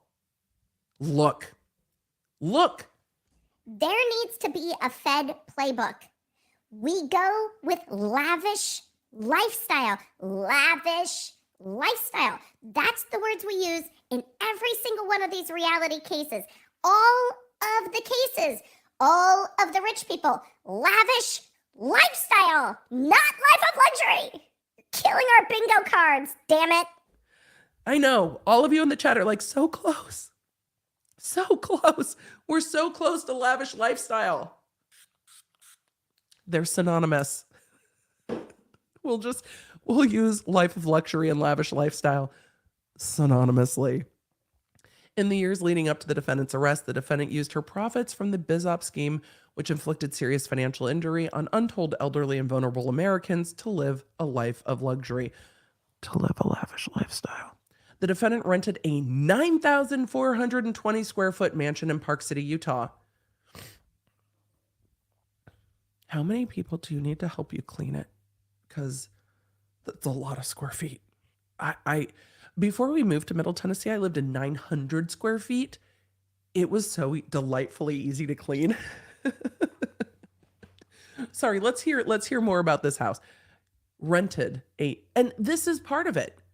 When you rent everything, there's nothing left to take. The money is being spent like water. So it's coming in as cash, it's going out as cash. Maybe this is why she needed DNA to rent the place. I don't know. But it's coming in as cash and going out as cash. The government can't seize your rented 9,000 square foot Shah chalet. They can't. There's nothing to seize. It's a rental. The defendant rented a 9,420 square foot mansion in Park City, Utah, currently listed for $7.4 million, featuring 5 bedrooms, 8 bathrooms, a library, 8 fireplaces, a 3-car garage. That seems like a woefully small garage for 9,000 square feet. Like, it's Utah. You feel like you would need an extra garage for like snow shit, like snowmobile vehicle things. The defendant publicly referred to the mansion as the Shah Ski Chalet. I call it the Shah Chalet. There's a picture of it. Don't worry. It's in the exhibits. The defendant also used fraud proceeds to rent an apartment in Midtown Manhattan, lease a Porsche Panorama, purchase hundreds of thousands of dollars worth of luxury goods, photographs of luxury clothing, shoes, accessories in the defendant's home, luxury good receipts seized from defendant's home. Yeah, but half the luxury they seized was fake. I know. I want a library too. I want the library. I do. Great. And fund various cosmetic procedures. Oh, don't. The Shah shade. Despite her enormous unlawful income and the ostentatious manner in which she spent the fraud proceeds, lavish. The defendant filed false tax returns for several years. Look, this is where the other shoe's gonna drop. This is where it's like, dun. Because, look, here's the thing. This is just the money laundering. The IRS is probably not done here. Any income from Red Steel, MPG, or any fulfillment, hold on, sorry. Where was I? Despite the ostentatious manner in which she spent those fraud proceeds, the defendant filed false tax returns for several years and never disclosed to the IRS any income from Red Steel, MPG, or any fulfillment entities. If you don't believe that the IRS is going to get theirs, that's what's next. The total amount of fraud proceeds the defendant concealed from the IRS is at least hundreds of thousands of dollars. Yeah. I worked with the AUSA's office, with the tax division. So much of what comes through the tax division is not just cases like this, but pissed off exes, like ex-employees, ex-spouses, ex-lovers. They know, and they call the IRS and they're like, you want to know what? They're not like out there looking for you. It lands in their lap. It's not hard. It's not hard for the IRS enforcement agencies. And didn't the IRS just add like 87,000 enforcement agents? You know the government needs money when they're going to ramp up the IRS enforcement actions. Yeah. They're like, oh, excuse me. Did you say hundreds of thousands of dollars? That's ours? Yeah, we're gonna keep after that. The defendant lied to federal law enforcement. The defendant was arrested March 30, 2021. Oh, we know. Following her arrest, the defendant gave a voluntary recorded interview to law enforcement. During the interview, defendant told law enforcement she had never worked with Holt or Cheedy or anyone else who had been arrested by law enforcement for their role in the BizOp scheme. She falsely told law enforcement that she'd stopped working with MPG years prior, when in fact her control of and receipt of crime proceeds continued up until the time of her arrest. Post-arrest conduct. Ooh, shade. Let's see the shade. When is her court date? Friday at 10 a.m. Eastern. The defendant's post-arrest conduct. After her arrest, defendant went on a public offensive about the charges in this case. She repeatedly, vehemently, and falsely proclaimed her innocence. Oh, up until this season. For example, stating, I am innocent. I did not do any of these things. She told the public that she was going to fight the charges, not just for her own sake, but for the purported greater good. I'm fighting this. I'm innocent. I will fight this for every person out there that can't fight for themselves because they don't have the resources or the means, so they don't fight. I will fight this because number one, I'm innocent. Number two, I'm going to fucking represent every other person out there that can't fight and hasn't been able to. I just hoped we do it better in the future and not judge people. This is from a Newsweek article. The defendant, appearing to mock the charges in this case, claimed, the only thing I'm guilty of is being Shah. Amazing. That was her Real Housewives tagline. Before pleading guilty, the defendant attempted to profit from the charges in this case by selling a range of apparel and promoting her innocence. She did that. Jen Not Guilty shirts and Justice for Jen Shah shirts that featured not guilty on the front and hashtag Justice for Jen on the back. They sure did. Are there pictures? I hope there's pictures. No, damn it. Not ads. Pictures. I really am starting to hate that you can't read anything. All right. I'll find them in another way. We need to keep moving or we're never going to get to the Idaho stuff. And we have to do it. And we have to do it soon. Before pleading guilty, okay, so the merch, impact on victims, it was up on her Instagram forever. Hold on. Now I need to, we're stuck in a loop. Jen Shah, Justice. Let's see. We'll just go for images. And, oh, these are the ones. I thought these were a copyright issue at the beginning because this was a photograph taken by photographers outside the courthouse. You can't just use someone else's photograph and stick it on a t-shirt and sell it. But the back said not guilty. So this was the day she was arrested while cameras were rolling. They were getting ready to go on a girls' trip in that Sprinter van And she was walked into court wearing a big fluffy coat and like cheetah print knee-high heels. But this is part of the Justice for Jen merch. Oh wait, here's all the rest of the merch. Shaw Amazing, not guilty. There you go. Ooh, here we go. Shaw Squad apparel, great screenshots. Thanks, Daily Mail. Not guilty, Shaw Squad, Shaw Amazing, and then her photo from the, which again I think is a copyright issue. But that I'm not going to tangent.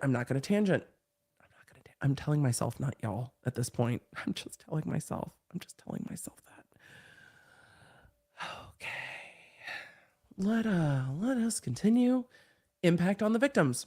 The defendant's conduct had a devastating impact on thousands of victims.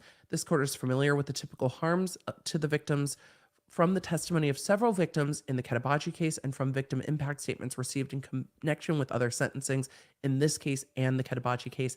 In addition, the government attaches here to 5 victim impact statements provided by individuals who were victimized directly by MPG, so victims of her sales floors, the defendant's telemarketing sales floor, and a letter from a representative for another victim that was found on the defendant's cell phone. The defendant said that Jen Shaw has said that she never had any direct contact with any of them. She said that in her sentencing memo. What this is saying is that there was a victim in her cell phone and that there is a letter from that representative. Those are exhibits 1 through 5. We're going to look at those in just a second. Oh, maybe we'll just go with the summary. Excuse me, my nose.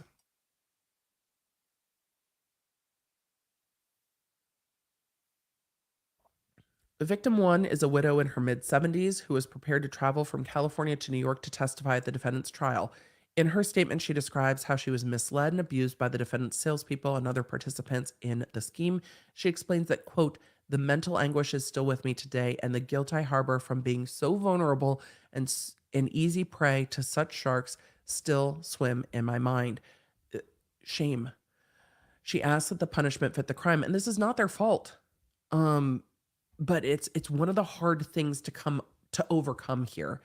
The defendant was personally and directly involved with defrauding victim 1. On February 21st, 2018, the defendant was informed about the fraudulent sale as it was occurring and personally approved splitting the sale across multiple credit cards because victim 1's credit limits were too low for the amount the salesperson was charging for bogus products and services.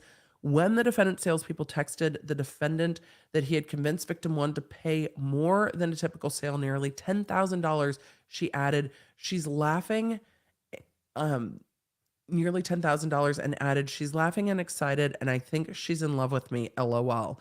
The defendant responded callously, if she's in love with you, then you better make sure she loves you for at least 16 weeks so she doesn't charge back, LOL. The defendant then doubled down, close this lady, solid, send a selfie, whatever you need to do so she stays in love with you, LOL. On April 30th, 2018, the defendant was informed that victim 1 had attempted to charge back her original purchase and that one of the defendant's employees was concerned that she may try to charge back an upsale for $2,995 that was made thereafter. The following day, April 4th, 2018, defendant was consulted about what to do in light of the victim's attempt to charge back the credit cards after discovering that she was defrauded. The defendant instructed co-conspirators to convince her not to charge it back or, if needed, provide her with a partial refund to avoid the chargeback. Victim 2 is a widow in her mid-70s, was prepared to travel from North Carolina to testify at defendant's trial. In her statement, she describes how the defendant's sales floors and others participating in the scheme defrauded her of approximately $40,000, more than half of her life savings. Victim 2 explained that, like her, each person scammed has their own story with a dream of a better retirement and life, which was taken away when they were coerced to give their money for false promises. She asked that the court's judgment carry the same hardships the defendant caused the victims. And then it goes through details of the defendant directly being involved in victim 2. Victim 3 is a 60-year-old woman who was prepared to travel from Nevada to testify at defendant's trial. In her statement, she describes that she was defrauded out of approximately $35,000. She also explains that she is still years later trying to pay off the credit card debt she incurred from the scheme and describes the heartbreaking mental and physical toll that her victimization has brought upon her. She asked the defendant be given the maximum sentence in prison allowed by law. The defendant was personally and directly involved in defrauding the victim, and then it goes through how Jen Shah was personally involved in that. So this all goes directly to Jen Shah's sentencing, saying she was top level. She wasn't day to day involved. And this is going victim by victim by victim, saying this is how she's directing the behavior. And this is how she's directing the behavior of others to continue after these victims and literally bleed them dry of their funds. And so I think it serves a dual purpose of also saying, Jen Shah has been very public saying, I didn't do any of this, when it's showing victim by victim how she did this. The defendant was personally and directly involved. On December 3rd, 2017, defendant passed along a message from co-conspirator Smith explaining that although victim 3 did not yet officially cancel, she had voiced her concerns to our fulfillment department over the investments that she may consider canceling. The defendant instructed Smith and certain of her employees to have victim 3 called by another one of her employees for the purpose of persuading her not to cancel despite having been defrauded. Specifically, the defendant told one employee that a co-conspirator is having another co-conspirator reach out now, and I'll keep you posted. Smith then sent a screenshot of a text messages between co-conspirators regarding victim 3, who was contacted at the defendant's direction, explaining that the co-conspirator, quote, was able to reach her, and the victim 3 is just super nervous because she spent 30 grand total on this program so far. The co-conspirator who spoke to victim 3 helped her out, but she did ask for a breakdown of what she paid the sales floor to be sure she knows exactly what she bought and what we will be doing for her. The defendant was sent a screenshot from one of her employees. Victim 4 explains that she lost over $100,000 due to her victimization by the BizOp scheme. She described the terrible emotional, mental, physical, and financial anguish she suffered due to the financial devastation visited upon her by the defendant and co-conspirators. Quote, it's an everyday struggle and an everyday worry, wondering where victim 4 is going to get money for the next set of bills that need to be paid, and the food and shelter that victim 4 and her family need to survive, as well as providing care for victim 4's critically ill husband and 90-year-old father who is also critically ill, and both need victim 4 to help provide for them financially. Victim 4 addresses the defendant directly, quote, the burden you have caused me is overwhelming. I cannot even really put towards the amount of anguish you have caused. Victim 5 explains that she was pushed by defendant employees and co-conspirators into approximately $30,000 of debt, saying, quote, I could go on, but the point is, as a result of the defendant and co-conspirators' conduct, I have the problem of faith and trust. Victim 6 is a 77-year-old woman who is prepared to travel from California to testify. The defendant's cell phone contained a copy of a letter that a pro bono attorney sent to one of the defendant's co-conspirators on June 9th, 2016, describing how Victim 6 was defrauded. Victim 6 took extensive steps with the help of the pro bono attorney to get approximately $8,000 of her hard-earned money back, but was never able to do so. On one occasion, Victim 6 expressed appreciation for the government for contacting her because she was upset about the BizOp scheme, upset about what the BizOp scheme had done to senior citizens. The advisory guidelines range under the plea is 135 to 160 months, the sentences of the co-conspirators, and here is where we see what the other co-conspirators have got in one place. And I've been breaking this down piece by piece, but we haven't done it all together in a while. Jen Shah not been sentenced yet. Carl Morris, 70 months. Cameron Brewster not sentenced. Handred not sentenced. Holt, 60 months. Stuart Smith, sentencing pending. Ketabachi, 87 months. Christopher Wilson, 78 months. Jason Sager, 12 months. There are asterisks on some of these, and I don't know where the asterisks go to, and I don't know why there are asterisks on some of them. The defendants whose names are followed by an asterisk receive the benefit of a motion pursuant to 5K 1.1. So this is, I would need to look this up, but some of these have substantial restitution and some of them cooperated with the government. So the asterisk is likely there. So 87 months, 78 months, 12 months, 48 months, time served, 72 months, 15 months, 6 months, 15 months, and down to the lower tiers. So Jen is put in the very top of this scheme. And then they go through the applicable law and the sentencing guidelines. Should be sentenced to 120 months. Is the most culpable. The sentence is warranted. It's needed for deterrence. We're not going to go through every single page of it because we need to get to exhibits. We summarize the victim impact statements. They are attached here. If you all would like me to post these in the member spaces so you can read them, I can do that. Let's see. These are the victim impact statements. I wanted to show you some of the other exhibits, but the government has done a really good job of laying these things out and laying them out and summarizing kind of the key impact points. But we have a whole bunch of like Cellbrite dumps, which is pulling out the cell phone messages. These we also saw. Wait, you haven't seen them yet. You will see them tomorrow when I say, oh, these are cell phone polls. For the Rust case, we've got a number of cell phone polls that come through exactly like this, where you see who's texting who. And so all the texts that the government lines out in the motion are all contained here. So you can see the text and they tell you who these are going between and how. So again, the government included all of the receipts. And yes, in some of these, you have Jen Shah telling Stuart Smith that her husband would help with that FTC and knowing how to answer the FTC. So when we're looking at what did Coach Shah know, he was helping with the FTC stuff. This is the car they were talking about. This is part of season 1 of Real Housewives. So this is a Jen down here at the bottom. This is a screenshot from Bravo. This is Becky White. This is the Telegram profile.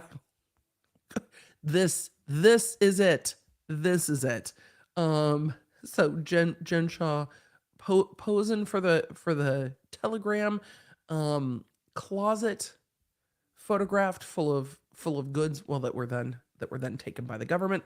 Do we know exactly how many victims? Thousands is what they've said. So thousands is what they've said.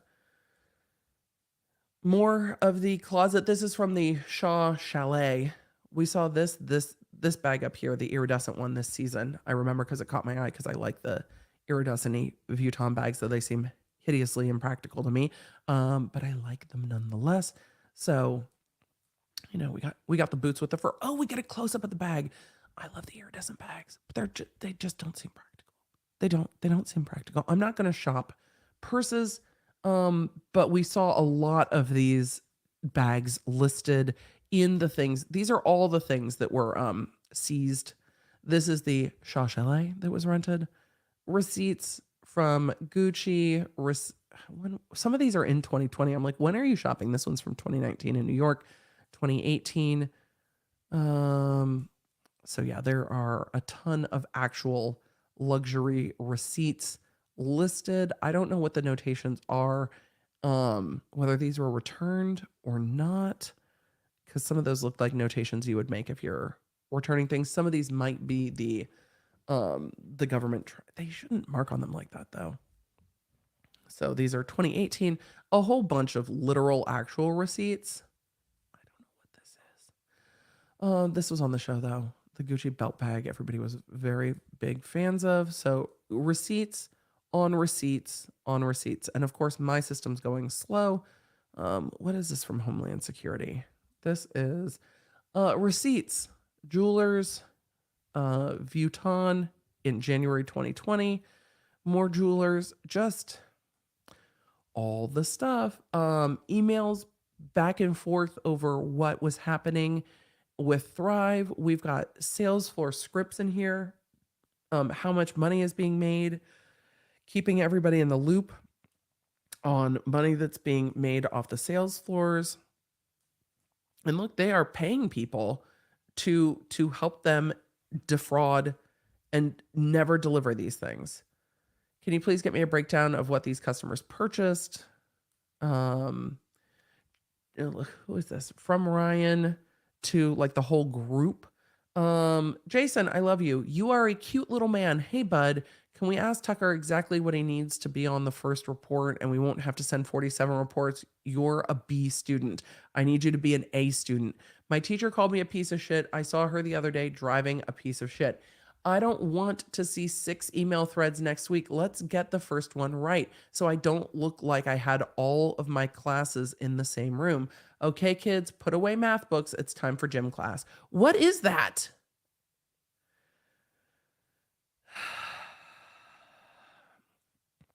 Jason, thanks for making the change. So this is just all of the communications that they were keeping people in the loop of. So let's see. This is Jen from 2013. Jason, do you have the attached report in Excel? The report you sent is just a revised week ending 6/8 sales report with the updated numbers.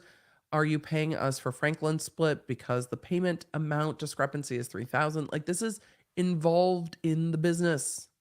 And all of the involved in the business to tell the judge, look, this is deeply, deeply involved. And that's what they're trying to prove because they want her to be sentenced to 10 years. So let's see, where are the rest of our photos? I'm trying to zoom a little bit faster so that we can move. I know we need to move on. We need to move on. Let's see. This is all of them emailing about how much money they're making still. So I guess I can put it up and zoom. I've messed myself up. There we go. Put it up there. So emails on emails. Attached is a tax file from the floors that purchased lead from us. These are the leads for coaching buyers purchased last week. All of the Excel spreadsheets. I mean, this isn't casual participation, and this is what they are trying to prove. These are the text messages, back and forth. Let's see. I need to take a pill. I know you won't go to NY. I'm going to text Caroline and tell her I'll pay for tomorrow because she's already cleared her schedule, but ask if she can start Tuesday. The Dan thing is really upsetting to me and I'm angry that you didn't listen to me and now you have put us in unnecessary risk keeping this asshole this long. You need to stop procrastinating and hiding from these things. They won't go away and you'll get yourself in serious trouble with this dirty asshole. You're playing Russian roulette with him, Stuart. He's going to get you dragged in to done bullshit. I'm telling you for the 100th time, I don't have a good feeling about this. I haven't since over a year ago. This was from 2019. This is from Stuart to Jen. We are in this together. No answer from Dan. Let me know what you find with your script so I can reach out to Lisa too. Let's get rid of Dan, figure out a salary for Conan, get your own space back, get new accounting group and figure out Caroline. We've got this. Let me help you. I can run sleeping pills up to if want/need. I've got a new group I found online. I'll call them in the AM. Also just hung up with Dan. Did he say anything? I asked him if he had heard. He said he had no idea at all. He hasn't talked to Ray in a while. He said this is them trying to figure out what people know now as the wheels are coming off because this is in January 2019. Dan said he was getting on the Homeland website to check it out. This is about the arrests going down. FYI, it's the Department of Justice that issued the press release. Okay. Yeah. I said it was Homeland Security. Homeland Security, NYPD Crimes Unit, Department of Justice, CIA are investigating agencies. DOJ is who issued the press release. Jen knows who's doing what. This is all redacted. Damn it. We want to know things. This is the press release. The link still works. I don't know why that's ridiculous to me, but the link works. It's just it's just on and on and on with the text messages. I just looked at the online of the Department of Justice release, November 8th, 2018. Oh my God, did you see Ray Quells with Prestige Worldwide is listed in that whole thing with Arash and Bill Sinclair? This is from Jen to Stuart. Snort says, let's see what he says. Also, Dan said he wonders if Ray processed for them. He didn't know, but he thought with the wire fraud charges that he may, that may be why. So they know, they're talking about it. I flew to Palm Springs this morning, met with a guy and flew back. He will let us use his company in Cyprus to set it all up international. Sorry, voice. I think we should definitely do a move fulfillment too if we can. We need to have a candid discussion with Taylor. So this is all of the conversation about dealing with moving stuff after this arrest. So it's all just going down. Yeah, I was pretty excited about it when we met. It was worth it. This is talking about moving stuff to Cyprus and Kosovo. I don't see Sharif. He got home and then left. I guess he'll be back Friday. That sucks, but I want to hear more and get it going. I'm all in. Yeah, we have to do it to minimize the risk. That's shitty that you won't see him until then. I'm so sorry, Jen. I'm with you. Let's do it for sure. Then we can run this for a long time. Does it really sound like it takes a while to set it up to get going? I'm sure with these guys willing to help and already there, it streamlines and moves it along much faster. He was basically saying they have directors and nominees all set up and we could use their corporate setup. So it's like we can move. Otherwise, yes, it takes a while. So they're saying we can move this offshore quickly. Let's see. I really lost it. This is October 18th, 2018. Stuart says, well, I will always make sure you are taken care of. It's not right if you are getting the short end. I'm not okay with that. Why? I'm like, you don't live here. Oh, I'm being nice letting you stay here. Oh, those text messages. You don't live here. I'm being nice letting you stay here. Why would you give my address? There's no reason for that. Back and forth with these text messages. So, like even the address, but your name, Jen, that's a shit ton of Huckleberry vodka for us. I don't even know what that means, but I'm fascinated by these text messages. Stu, my address and my name. So, he didn't spell my name, but what the fuck can they get it from the Mercedes building now? I'm still asking why and what the point is. I mean, I guess they want to know where he is so they can find him, but still, it sounds like they're freaking out. I'm going to call you. And then this is the look, bitch, I'm doing you a favor text message. This is them freaking out over text. Give them your fucking address in California where you live, or tell the truth that you were living in Cyprus and that all your stuff is still there so you don't have a permanent residence. You just got back to NYC 2 weeks ago and you're looking for a place. He's not on the lease and doesn't pay rent, so you lied. You don't rent or live there. He has no right to do that. I'm still just in disbelief. He would mention your name and where you lived. He's not on anything and doesn't pay. So they're like, look, Stuart, I'm so pissed. Like I can hear the pissed over the text messages. He said he worked at Fortitude LLC. How do they know all of this? They asked how much he made last month. He said around $3,000. I was like, holy fuck, you're never going to get a paycheck from us. If I could get on a plane tonight, I would. No, he didn't. He doesn't, and he has never been paid from them.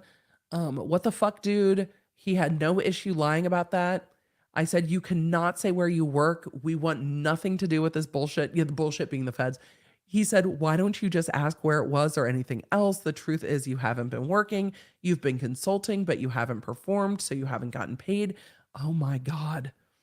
Exactly. Now they have a name to look into. He hasn't been paid. Isn't this part of the reason he hasn't been paid? Yes, this is exactly why. So this is them literally freaking the fuck out. And then he says he hasn't even been paid and would be paid or employed by Fortitude. And then Jen says, Telegram. This is all going down October 2018. On and on and on and on. We need to get to some more pictures and then we need to move on because we have other stories to do today. And, you know, time is ticking. We're only at 164 pages, by the way, of 300. We're not going to get to all of them. So if you guys want, well, we're not going to deep dive into all the text messages. But yes, in this, they talk about the FTC investigations. They talk about what Stuart should say in his deposition. They talk about Coach Shah helping them get ready for the depositions. So clearly he knew what was going on at the FTC depositions. And as things were moving around, that's what's clear from these text messages.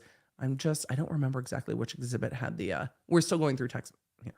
We're still going through text messages. I was trying to get to, these are the exhibit index of scripts and sales scripts and all. This is Q&As and witness statements. So these are different statements that were in another case. Money being sent, more text messages. Are there any more? Here, we'll zoom. Oh, I can't zoom out anymore. Texts on text on text on text. When you think the government's not going to pull up literally all of your shit, they are. This is the Apple iOS full file system. We're not going through the full file system. Cell bright dump, and the texts, all of them. There's absolutely no reason for anyone to say anything at all. I'm not using Ray, so he shouldn't know anything. All he should be aware of is the company wanted pricing for fulfillment. I don't think the judge will read through all of these. The judge is well familiar with all these cases, and has been for years, because this is the third round of prosecutions on this. But I think a lot of this was attached not just for the public to go through, but also to back up what they said. And this does back up the things that they said. So these are the screenshots that they pulled from, it looks like a computer. But these are the things that back up what they put in their memo, and they attached literally all of the receipts, literally all. So these, we're now getting into text messages from 2018. This is them talking about a co-defendant. Let's see. Let's do big bad booty. Is that what it said? Hold on. Okay, I'm almost done setting up the emails. Thanks so much, Stu. I assume you want a different name than corporate. Let's do big bad booty. Yeah, bootylicious. Lamau. Lol. I think I'm scaring the shit out of Conan.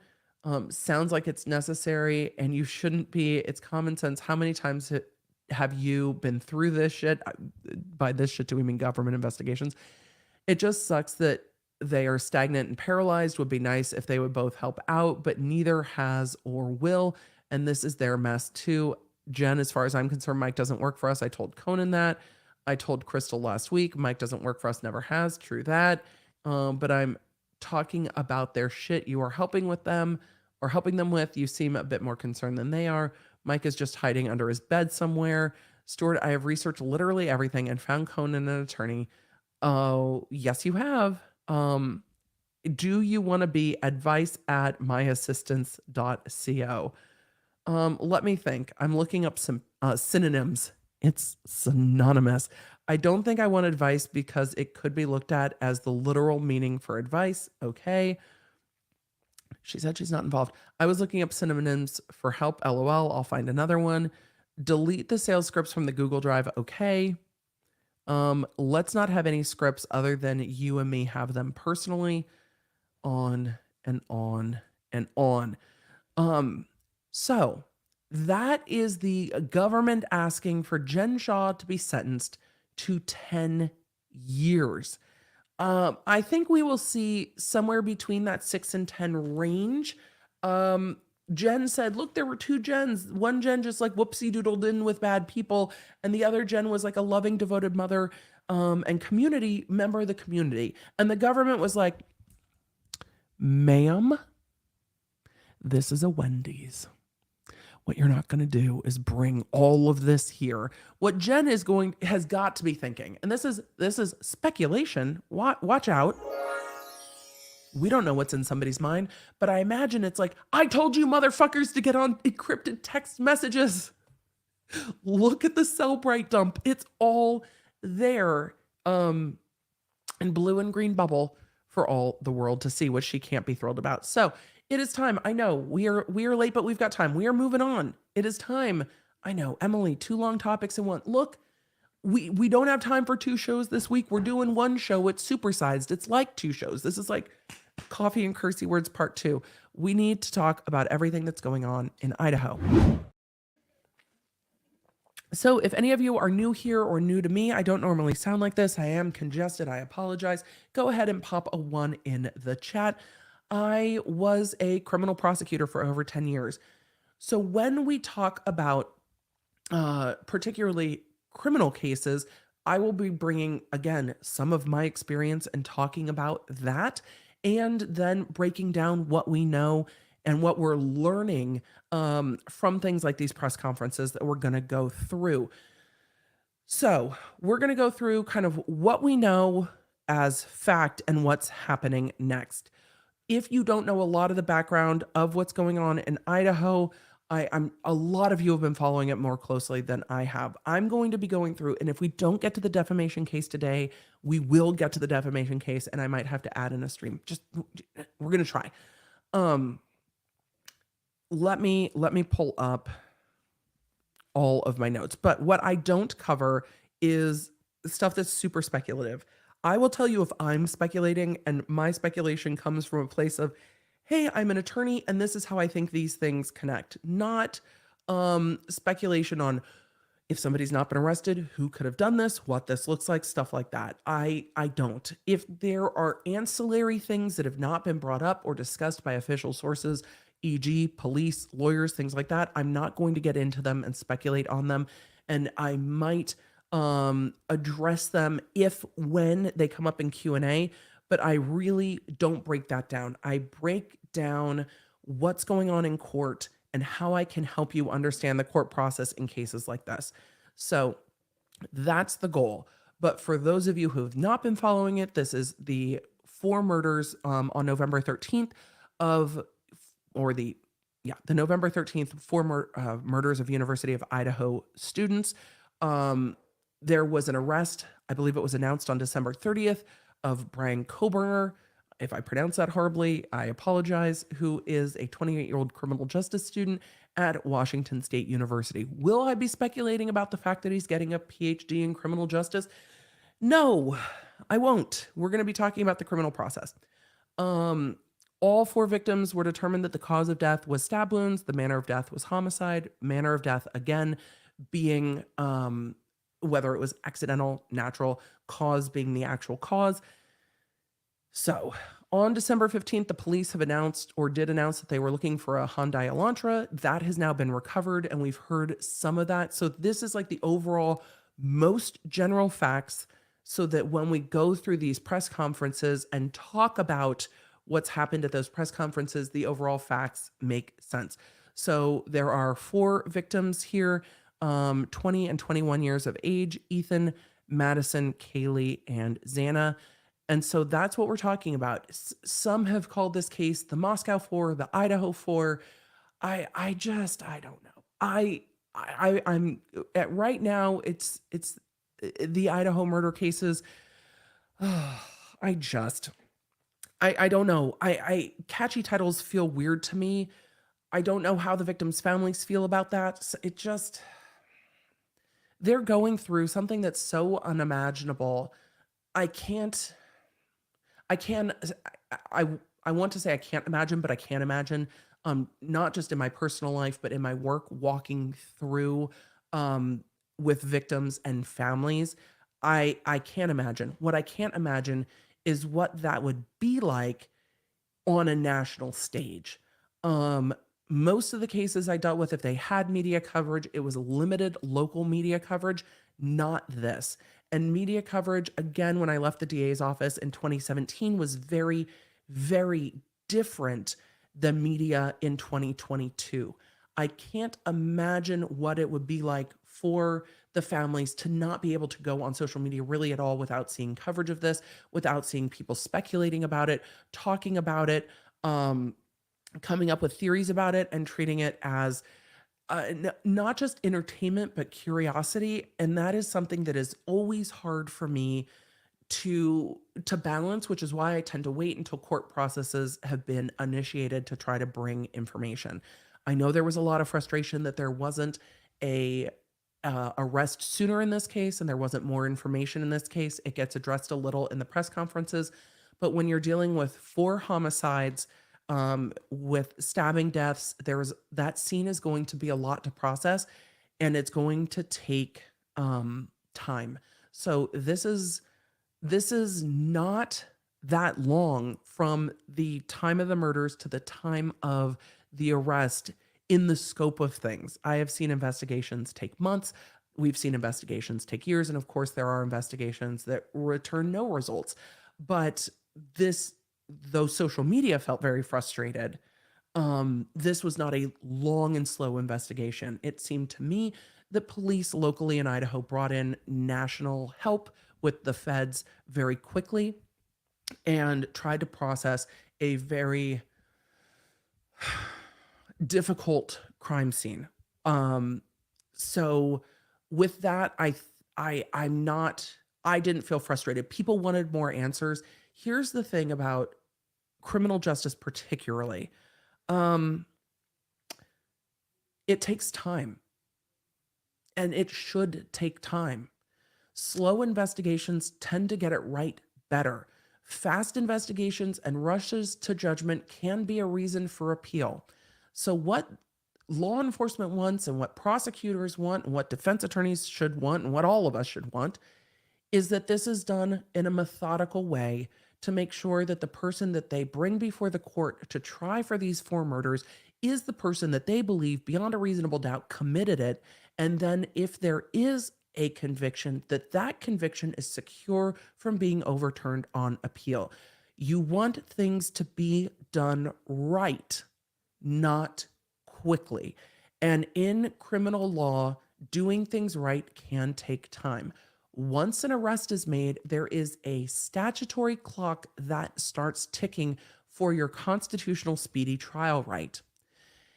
If you start that clock ticking too fast, you can end up in a situation where the defense refuses to waive time and the prosecution is not ready to prosecute that case. Do you know what happens then? The case gets dismissed, or it goes to trial unprepared and someone gets acquitted, and then there's nothing you can do. Nothing you can do. So it can take time, and arrests can take time. Now, if they were worried this is someone on the run or someone that's going to potentially flee, they're going to make an arrest in a different time period than like what we see in the Murdaugh case. It was a year after the murders, after the Murdaugh murders, before an arrest was made. But I think it's because they had an eye on their prime suspect. They knew that suspect wasn't going anywhere and they could take their time. And in that case, Alec Murdaugh is pushing his speedy trial right. And he's like, okay, fine. You want to arrest me? Go to trial, bitches. You better be ready because you do not have any more time to put your case together. So it can feel frustrating. And I appreciate the curiosity of social media. And we've seen in like the Gabby Petito case, I think social media and those on social media asking questions and giving tips and saying what they had seen helped authorities locate where Gabby Petito was. What is not helpful is wild speculation, going after people's families. The chat is talking about doxing the defendant's family. They aren't accused of doing anything. It's not on them. Leave the defendant's family alone. First of all, he's accused of doing a horrible thing. This has to be just wild for them to deal with as well. And they didn't do anything to our knowledge. And he has a presumption of innocence. He gets to have a trial, and hopefully we will get more information as the probable cause documents come out. But in Idaho, those won't come out until this defendant appears in court. Whether that will be today or tomorrow or later, we don't know. But look, news will come out. But we as a public, I don't think, call me wild, I don't think we're entitled to dig more. We get the information, we can ask questions. I think we deserve transparency from law enforcement and can ask. But I think going down and digging into either the victims' families or their friendships is horrendously invasive, and digging into the defendants' families can be horrendously invasive. The law enforcement has asked for any information on the defendant that people know. If people know the defendant, take law enforcement up on that. If you're comfortable sharing things that you saw after the crime happened, things that you know, share that information with law enforcement. They know what they're looking for. They will ask for what they need. But digging into other stuff is difficult. And Randomizer said there's always a fine line between need to know and too much. There should be some boundaries. And there should be some boundaries. So it's hard. It can be frustrating. We want answers, especially when things are horrific. We want to know why, we want to understand, and we want to explain. And a lot of times I think people want to help. I don't think people online are always being malicious. I don't think people intend to be malicious. I think they're trying to help, but I don't think people who don't I don't want to overgeneralize, but I think it's hard when people don't have a background in criminal justice to understand what can feel too invasive. Um, and really keeping the victims' families in mind first with that level of invasiveness, and questioning is fine. Question law enforcement, ask them for more information. But there's a level of digging that becomes too invasive. And I think um, that just needs to be said, because we are used to having all of the answers and all of the access right away. We just are. Look, man, when I was a kid, back in my day, we used to have to figure out video games by talking to each other. There was no like cheat guide online immediately. You had to noodle these things out on your own. You didn't have the answers immediately. And I think we've gotten to a point where we want the answers immediately because it's uncomfortable to sit not having answers. And that discomfort is something that we are going to have to learn to live with, because it is uncomfortable not knowing. And we want answers. I want answers. The victim's family wants answers. And they are entitled to answers before the rest of us. They are. And they will get them generally before the rest of us. So let's go through the press conferences. I think I'm going to start a little bit backwards and go through the non-dissemination order first and just say what it does and doesn't mean. And then we'll go through the two press conferences, the arrest and then the extradition. So, Shirley said this perfectly. We barely have boundaries in society today. And these really are boundaries. These really are conversations about boundaries and where those boundaries are. So that. So, let's see. Well, you could buy a cheat guide. I didn't always have cheat guides. They came with red plastic glasses, so you didn't see all the answers. I didn't always get cheat guides, but I like it. There is no cheat code for the Rubik's Cube. That's very true. So I think we've lost a little of our ability to be patient, and I don't want to fail to acknowledge that there is a lot of distrust of the system as well. And that's where the questions come in. That's where keeping an eye on the documents comes in. That's where, for me, going back through years of documents in the Britney Spears case is appropriate to lean and ask questions, because we need to look at what's in the public record and ask what isn't in the public record. What aren't we seeing? What documents are being kept from us? That, I think, is appropriate. I think digging into what a defendant's cousin might be, and this is just a random example, might have done or posted on social media, might be going a bit too far. So I think talking about those boundaries makes sense. And I think we need to start reestablishing some of these boundaries for the social media day and age. Where's the boundary of asking questions and wanting transparency in the system, transparency in court, transparency in law enforcement, and not crossing the boundaries in a way that is inappropriate for victims' families and even the privacy of defendants' families, because again, they are innocent until proven guilty, and we need to keep that in mind. So let's just continue. So, State of Idaho, defendant, non-dissemination order.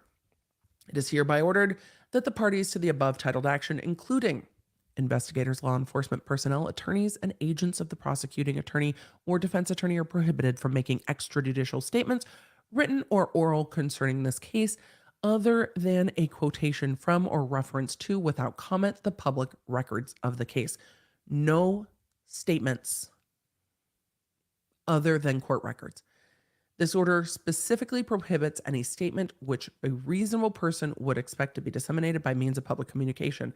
That relates to the following: evidence regarding the occurrences or transactions involved in this case, the character, credibility, or criminal record of a party, the performance or results of any examinations or tests, or the refusal or failure of a party to submit to any such tests or examinations, any opinion as to the merits of the case or the claims or defense of a party, any other matter reasonably likely to interfere with a fair trial of this case. I think this is a sensitivity to how public this case is, such as but not limited to the existence or contents of any confession, admission, or statement given by defendant, the possibility of a plea or a plea of guilt or charged offense or lesser offense, or any opinion as to the defendant's guilt or innocence. It is further ordered that no person covered by this order shall avoid its proscriptions or actions, by actions that indirectly but deliberately cause a violation of this order. You can't just say it to somebody else and have them say it. It is further ordered that this order and all provisions thereof shall remain in full force and effect throughout these proceedings until such time as a verdict has been returned, unless modified by this court. From Magistrate Judge Megan Marshall, 1/3/2023 at like 4:58 p.m. yesterday. So, does the gag order include probable cause? No. It says that what they are allowed to say is cite people back to the public records in this case. That will be a public record. Some of it might be partially redacted, but that will be a public record. So public records are all we're going to see in this case. No more statements. Let's go look at some of the statements that have already been made. There was one that I was like, ooh, I wonder. But this also protects, look, there's something that made it nice as a prosecutor when I would get calls from media relations. I was like, this is my supervisor, that is my boss, and I cannot say anything. It just makes the prosecutor's life easier to not have to talk to the media about the case. You don't want to put a foot out of line that could potentially reach a potential juror that you need on your case.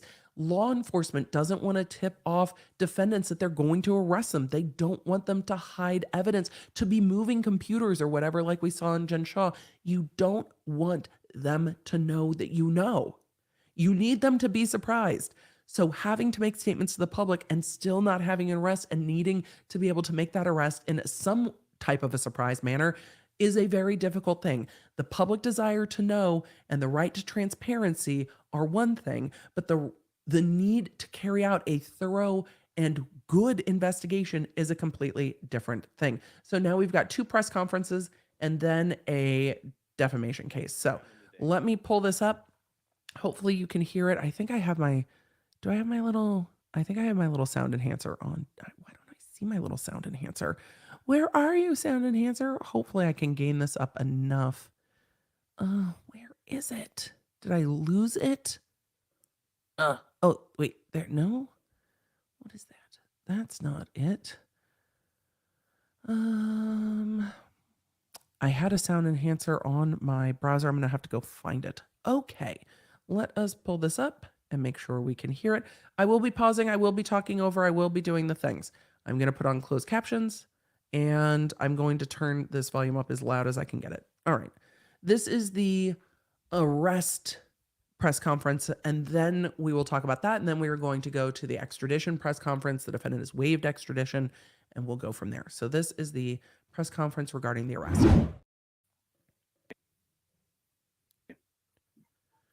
Last night, in conjunction with the Pennsylvania State Police, Federal Bureau of Investigation, detectives arrested 28-year-old Brian Christopher Kohlberger in Albrightsville, Pennsylvania, on a warrant for murder of Ethan, Zana, Madison, and Kaylee. I want to personally thank these agencies for their assistance in this case. Kohlberger resides in Pullman, Washington, and is a graduate student at Washington State University. We'll provide as much information as we can about the extradition to Idaho and the criminal process. However, due to Idaho state law, we are limited in what information we can release today until Kohlberger has his initial appearance in Idaho court. I want to express my appreciation to our local community. The people of Idaho. Now this, a lot of you are like, he sounds emotional. He does sound emotional. And this is a small community. And those throughout our nation. Look, murders are always hard to investigate, especially when you're looking at not just so many, but also such horrific circumstances. This is not a you know, and I don't want to ever like tier list ways that people die because it's horrible, but when you're investigating like a DUI collision and people die, it's different than when you are investigating what appears to be a very violent intentional homicide. And this seems to be something that is not common in a small community. So this is a community that that has been rocked by this, as communities are when stuff like this happens, especially in smaller communities. So this is also putting a small police department on a national stage, which is hard. So we are going to continue looking at this, but he's talking about the rules. This is, of course, before the non-dissemination order. And so anything he says about the rules are not allowing this to come out. There is now rules and an explicit court order, just so we're all on the same page, which I actually think is probably a relief to all of these parties involved. They're like, the court said we can't say anything, leave us be. I think they're probably relieved. I think they're probably relieved by it. Who provided information to help us investigate these murders has been very impressive. We've received over 19,000 tips and we've conducted over 300 interviews. To recap this case, on the evening of November 12th, Kaylee and Madison arrived home at about 1:56 a.m. after visiting a local bar and street food vendor. Ethan and Xana. So this is a little bit of a breakdown of the case, and I'm actually going to speed him up just a little bit. This is a little bit of because I know y'all listen fast. This is a little bit of a breakdown of the case. I've previewed this. There is nothing too graphic in this. So he's going to break down a little bit about what happened, but not in fulsome detail. So as we continue on, I just wanted to give you guys that heads up if you haven't watched this yet. Heather asked, how soon will he see a judge and the PCA be released once he's in Idaho? I don't know if he's been transported yet. I don't know if they're doing private transportation. Those things can take time, but it will not be released until he has appeared in court. That can happen quickly, and it might happen quickly. So let us continue on. We're at the Sigma Chi house before arriving home around 1:45 I mean, hasn't a.m. everyone been at the Sigma Chi house? The two surviving roommates had also been in the community, but returned around 1 a.m. On the morning of November 13th, a 911 call was made at 11:58 a.m., reporting an unconscious person at the residence. I did a little bit of research into this because I wasn't quite sure about the 911 call. And I see the chat saying he's being transported now. So yeah, if he's being transported now, that could happen today. So, and if it does happen today, I will keep you posted. So yes, if that's going on, then yes, it could be today. If he's being transported now, it's actually likely that it could be today. So, my understanding from the reports that I've read is that in this house, and it was kind of split. So there's different areas in the house. So the roommates, woke up around, 11:30 noon. And again, this was me in college. I relate to nothing more than waking up at noon. And it seemed like the other roommates weren't responding, and that the roommates who called had been worried that they had drank and they didn't go into the location and see what happened. So they called and said, they're unconscious. I think the worry, or at least from the reports, it seemed that the worry had been that they had drinking and had passed out or what have you, and weren't answering their phones or the door. So with that, we will continue on with this. The call came from inside the home from one of the surviving roommates' cell phones.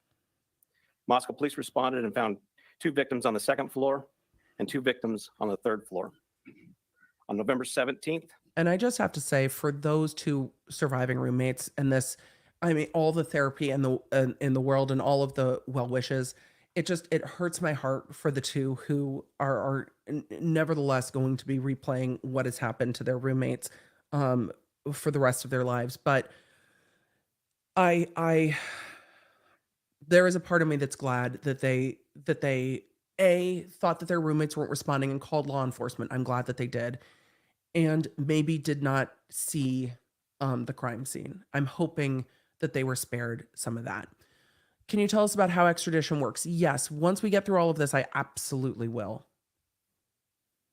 I keep doing this badly. I apologize. Autopsies were conducted, and the Latah County coroner confirmed the identity of the 4 victims. The cause and manner of death was homicide by stabbing. Some had defensive wounds, and each had been stabbed multiple times. These murders have shaken our community, and no arrest will ever bring back these young students. However, very true. And defensive wounds are, it's just a hard thing. And it scares me for them. You know, in college, you can feel kind of invincible and you go out drinking. And there are definitely times my friends probably saved me from, well, falling off of things or literally, it's just heartbreaking that they went home after a night out to your own home where you should be safe and your biggest worry is maybe a hangover, and they were in a position where they were vulnerable and attacked. So I'm, again, defensive wounds are a good thing for law enforcement. None of this is a good thing, but defensive wounds can help bring more information in a case and can help bring DNA evidence and things like that. So,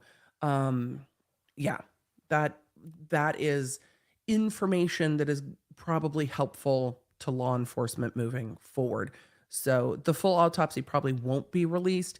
We'll see some stuff in the probable cause, but probably not the full autopsy, and that's okay. So,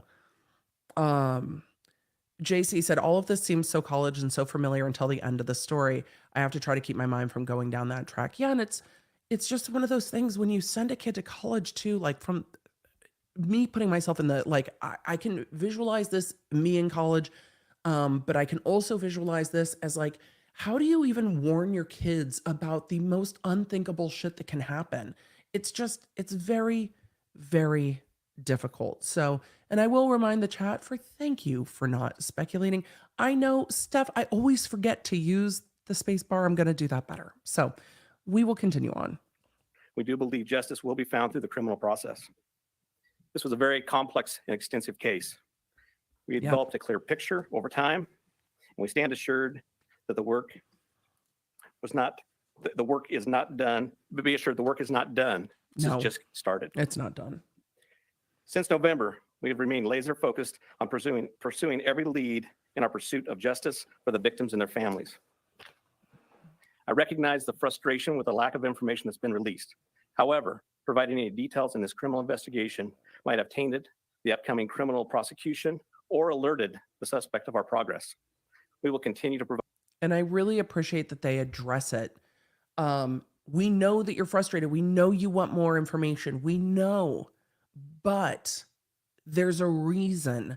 And it's hard to ask people to trust the process when people don't trust the criminal justice process, but they have to. Because there's really no other option other than to trust the process and look for transparency. And trust but verify kind of is where we end up with that. Provide as much information as we can as the process moves forward. Today, I want to specifically thank our dedicated Moscow Police Department detectives, patrol officers, the Idaho State detectives, the Idaho State troopers, and their crime lab technicians and scientists, and the Federal Bureau of Investigation for the resources and personnel to conduct this massive investigation. It was the dedication of them and the persistence and the numerous hours that led to an arrest. Fortunately, these highly skilled people worked together as a cohesive team to solve this case. I also want to thank our community and the nation. Over the past 6 weeks, I've been continually reminded of how much our community cares. Locally, public support has been exceptional with kind words, food for investigators, and letters of support. You will never know how much your words of encouragement help us through these trying times. I appreciate that they acknowledge each of your kindness. Agencies and individuals from across the nation have reached out to us to express their support to this department. I'm reminded how our Moscow community, our families, and the nation has been impacted by this daily. Finally, I do want to thank our media partners for the help. You kept this in the news. You helped us with tips. You kept things going, and we truly appreciate that. And you are the product of those 19,000 tips that we received, which is an impressive number. That's not just I an would like to, impressive number. invite Bill- 19,000 is a lot of tips to process. And I'm sure they started getting help from the Thompson, feds the in county prosecutor. processing those, but that's a lot of tips. And it's a very well done statement for a department that probably doesn't do this very often, to say, look, we appreciate your support. We know that you want to know more. This is why we couldn't tell you more. But thank you to the media. Thank you to the media for letting us, for keeping this in the spotlight and bringing those tips in, because you never know when those tips will help. Also, I think that Santa is one of the head district attorney. So yes, let us continue on as they're turning the mic over This time. to the prosecutor. Good afternoon, folks. My name is Bill Thompson. I'm the Latah County prosecutor. And it's sad to be here, but happy to be here at the same time.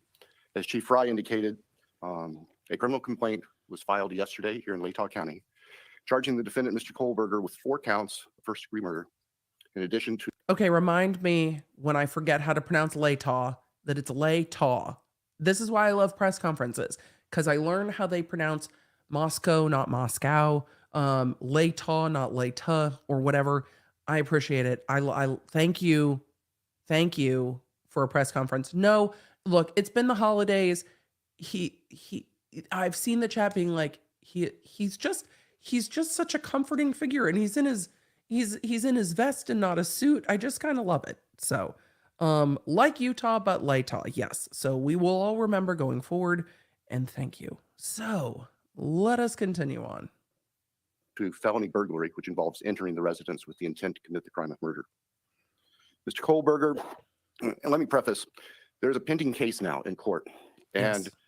I and my office and the investigators have to live with the restrictions that our Supreme Court places on pretrial publicity. We can only tell you so much. That There's said, rules. I People. promise you we will share with you through the court process or otherwise whatever we are allowed to. Nope, I just appreciate nothing your anymore. patience on that. Nothing anymore. The factual basis for the charges are summarized in what's called a probable cause affidavit that is on file with the court. According to the rules of the Idaho Supreme Court, that Thank is you. sealed until Mr. Kohlberger is physically back in Latah County and has been served with the Idaho arrest warrant. At that time, we expect that that affidavit will be available to you, so you can share the true facts with all of your readers and your watchers and your listeners and all the people who are interested and really need to know what's going on. So please have patience with us on that. I feel so seen. He's like, your readers and your watchers, we will share it. And I appreciate that they're saying, hey, we want you to share the facts, share what we know. It just takes time, but people want to know, share what you know, but wait for the facts. I appreciate that. I really do. We hope to get that to you as soon as we can. Oh, this As far as Mr. prosecutor's definitely Kohlberger, doing I the can share with you that the he is a agency's toy graduate student drive. at Washington State University and has an apartment residence over in Pullman. He has had an initial appearance in front of a judge in Pennsylvania. He is being held without bond, and the warrant from our magistrate judge here also provides for no bond. We understand that he's scheduled to be back in court in Pennsylvania next Tuesday afternoon, and that a public defender has been appointed for him there. The process at this point is, since he was arrested in another state, he has He the has to be opportunity to either extradited. waive extradition and return voluntarily to the state of Idaho, or if he prefers not to waive extradition, then we will initiate extradition proceedings through our governor's office. We know he waived extradition. Look, I'm not going to get into extradition in depth. We're going to do the extradition press conference. The extradition proceedings are making sure that the person in the documents, the person who they're alleging committed the crime, is the person that's in court. So it's not a different person with the same name and date of birth. It's just making sure it's the right person. So it's really only identity.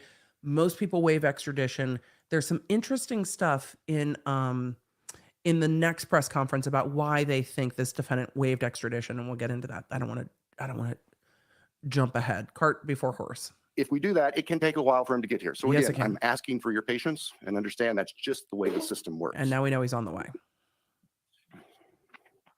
Once he gets here, he'll have an initial appearance with our magistrate. They'll deal with issues such as making sure competent counsel is representing him, and the case will be scheduled for further hearings. Your primary source of factual information is going to be the court record, because that's what the Supreme Court says we need to refer you to. So please pay attention to what's going on in court and have people there to watch and hear what's being said. As an attorney, myself and my office, we are limited on what we are allowed by the courts to say outside of the courtroom. So please just work with us. Finally, as the chief indicated, this is not the end of this investigation. In fact, this is a new beginning.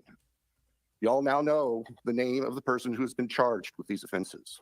Please get that information out there. Please ask the public, anyone who knows about this individual, to come forward, call the tip line, report anything you know about him to help the investigators and eventually our office and the court system understand fully everything there is to know about not only the individual, but what happened and why. Look, report if you know this person. That does not say go internet sleuth his entire family. That's asking for information from people who have interacted with him. We know that he was a teaching assistant at University of Washington. We know this other information about him. There will be people who interacted with this individual during and after this time. Those individuals should go to law enforcement, not podcasts, not the public.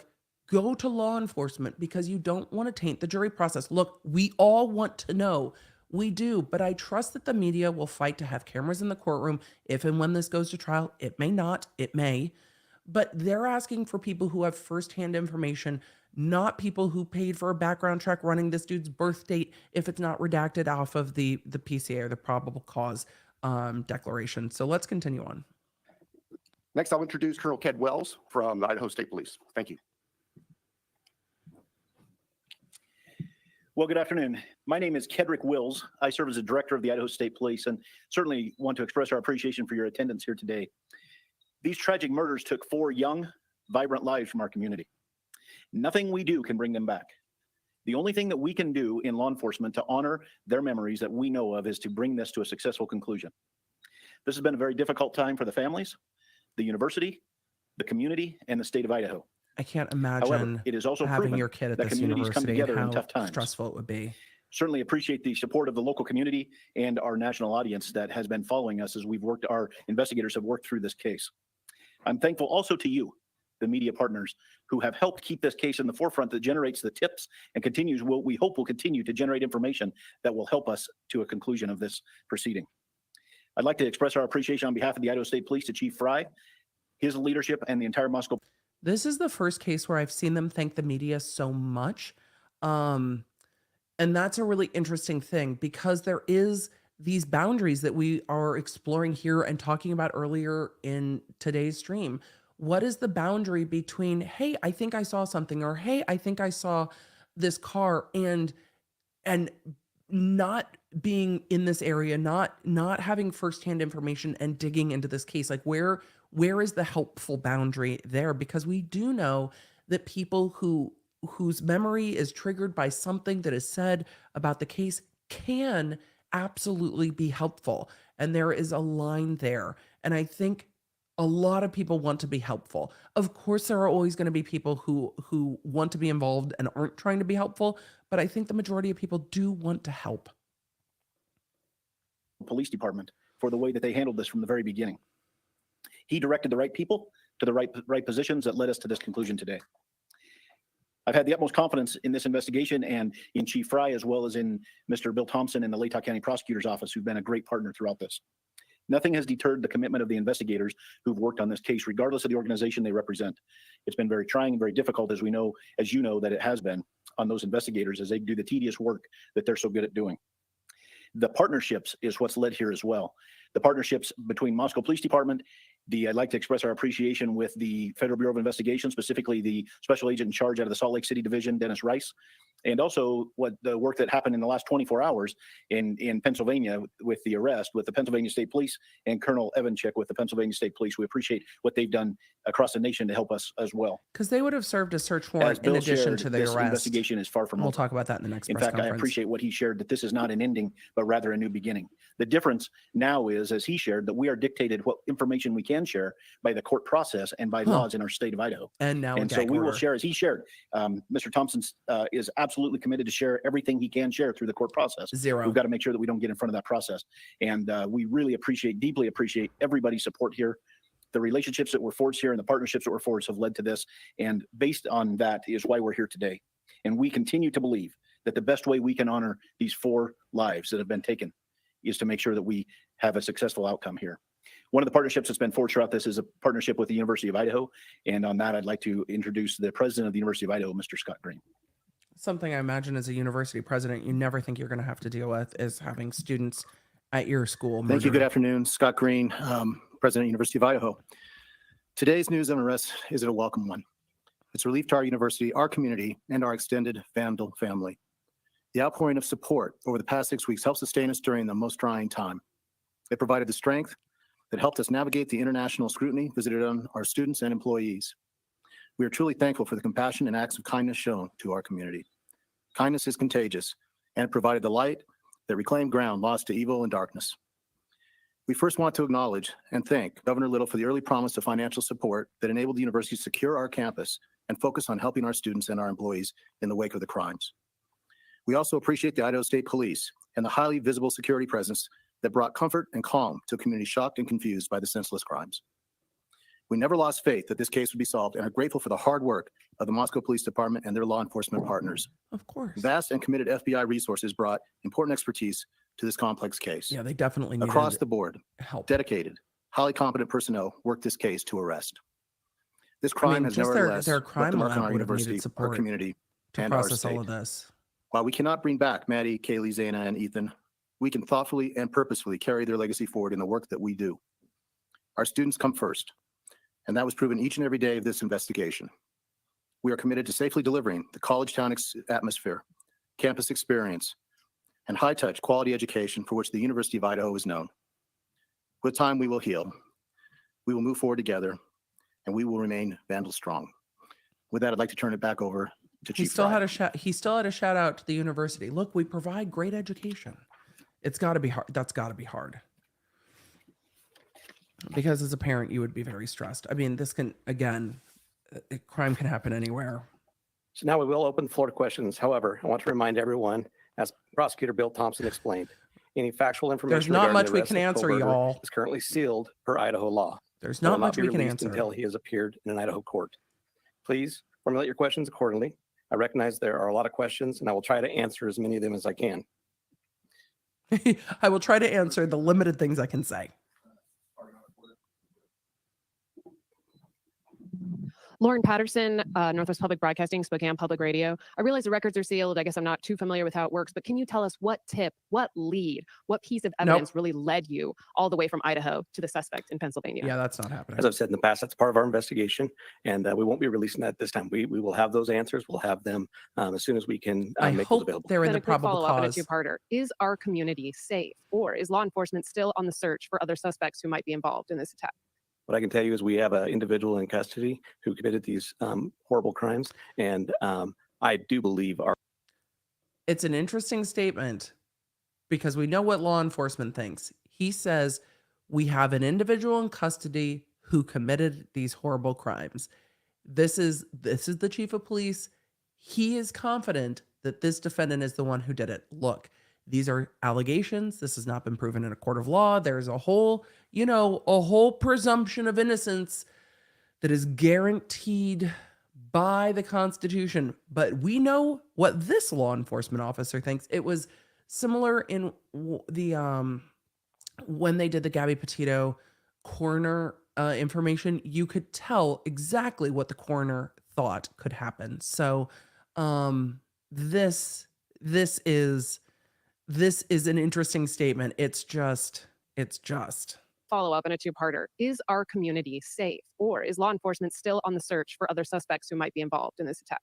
What I can tell you is we have an individual in custody who committed these horrible It's a strong crimes, statement. and I do believe our community is safe, but we still need to be vigilant, right? We still have talked about this in the past. We always need to be aware of our surroundings and make sure that we're aware of what's going on. It was just interesting. Hi, Chief. How soon into the investigation did police and law enforcement begin to spot Mr. Koberger as a Yeah, they're not potential going to tell you suspect? that either. And a follow-up, how many tips, if you can say, were specifically related to Mr. Koberger? To They're the not tip gonna part, say either of honestly, I those. can't answer that question, so I'm not even going to He probably doesn't even know. On the other part, that's part of our investigation, and it will come out. I'd like the mic to please come right over here. Interesting. He knows exactly who he wants to ask the next question. Thank you. Dana Griffin with NBC News. Can you confirm that Kohlberger asked whether or not anyone else had been arrested when he was in custody? I cannot No, they confirm can't that, tell you or that. I'm not sure of that information, but that would still be a part of our investigation. Did CODIS initially return any hits on this guy? They're not going to That's tell still you part that. of our investigation. That will come out. If we can get CODIS somebody over is here, please. DNA And then one question. final question. Is there any message to the online sleuths who slandered and harassed people who they believed were responsible? Oh, There was a hold on. We're gonna back that up a second. He was ready to move on with the question, and she's like, actually, I have one more question. Can we address the internet? That's not Chanley. That is somebody from NBC. She sounds like Chanley a little bit, but that's somebody from NBC. Message to the online sleuths who slandered and harassed people who they believed were responsible. There was a lot of speculation going on, and we've always said from the very beginning that we're the official message that comes out, and to pay attention to what we're putting out there to the press. I'm Nancy Fair. Liu with News Nation, and we were over at the house this morning, and you told us that the remediation would begin today. It was suddenly stopped. Can you tell us why? Yes. The house cleanup has been halted, and that came by a legal request from the court. That is very interesting information. So what she asked, and this was from News Nation, she said the remediation of the house, so the crime scene cleanup, which is going to be extensive. So the crime scene cleanup had begun and was halted by court order. So I don't know if that's that they believe the defense might want other things. Something happened that the cleanup of the crime scene was halted by court order, even though the police thought that they were done with the crime scene. So that's a very interesting thing, because normally if the police suspect that there is still more to gather, they won't authorize the scene or at this house to be remediated. So it is probably due to the defense, now that there's been an arrest, saying before the crime scene is destroyed, which it will be when it's remediated, stop and let us take a look and preserve. So that is an interesting bit of information that we learn right after an arrest, that the remediation of the crime scene has been stopped. Christina Corbin, Fox News. Chief, have you identified a motive? That's part They're of the not gonna tell investigation, you. and that will come out as we continue the investigation. Negative, But they're what we not gonna still tell you. ask is for people to continually send us things in the tip line. We are still looking for more information. We're still trying to build that picture, just like we have stated all along. We're putting all the pieces together, and that will help. Chief Veronica Miracle with CNN. Any indication that the suspect knew the victims? They're As not part of going the to tell you investigation that. as well. It won't be something that will come out at this point in time, but as we continue the investigation and as this case goes. He knows the answer to this question based on this answer. In my opinion is that he knows the answer to this, but he is not going to answer that. This is not going to come out likely in a probable cause affidavit either. This is likely information that is going to be held until trial, but that's not information that will come out at this time. So that's a very specific answer to this question. It is a different answer than that will come out in the probable cause, but this is that information is not coming out at this time. So the way he answers things are very, very specific. Indication that the suspect knew the victims? That's part of the investigation as well. It won't be something that will come out at this point in time, but as It won't be something that will come out at this time. He knows, and he knows it's not in the probable cause affidavit. we continue the investigation and as this case goes to trial, that will be brought forth. Have you spoken to the families? Can you tell us what they've told you today? Are you No. talking to the victims' families? Yeah, we have reached out to the victim's family as we always do, and we've done that daily, and we've continued to have contact with them. Hey, Nate Sanford, you mentioned earlier that you're still seeking tips about Brian and the people should still share whatever information they have. Can you speak at all about what specifically people should be reaching out He's for? not going like, to tell if they you know what something? specific tips he wants. I would say anything and everything. As we've said all along, They know what they want. We know what tips we're looking for. We will take those tips and we will have professionals look at those and decide which pieces of those we need to use for. They don't want to tell the internet how to get involved. They know what they're looking for. If you've had personal contact with this individual between the November 14th or shortly before and now, there we go. So, our case. So we ask that everybody would do that. Angela Palermo, Idaho Statesman. Your department and other investigators on the case took a lot of flack for keeping information close to your chest. Are you glad that you did that? And were you worried about tipping the suspect off? I will 100% stand behind the way that we handled this investigation. And this all started from day one with our patrol officers arriving on scene, locking down the scene, us calling in the Idaho State Police, us calling in the FBI, and keeping information that was pertinent to this case very, very tight. We want to have a situation where when this goes to trial, there is no doubt that we've done everything right and we've slowed down and we've continued to slow down. We'll continue to do that. Hey, Chief, have you guys found the murder weapon or the Hyundai Elantra? yeah, he's not going to tell you any of that. So we are still looking for all pieces of evidence. Oh, that's an but we are answer. still looking for the weapon. And I will say that Then they do not have a weapon that they suspect is the murder weapon. And they probably won't. we have found an Elantra. They have an Elantra, and we know now, and the video is on Twitter and elsewhere of the traffic stops that this defendant and his father were on when they were driving cross country, where they were in a white Hyundai Elantra. So it is reasonable to believe that when they got to Pennsylvania and did the search warrants and everything, they took control and possession of that vehicle. So they have it. Stephanie Becker with CNN. Can you tell what it was like when you got the phone call when the police told you that they had Are you asking how he was your feeling? suspect?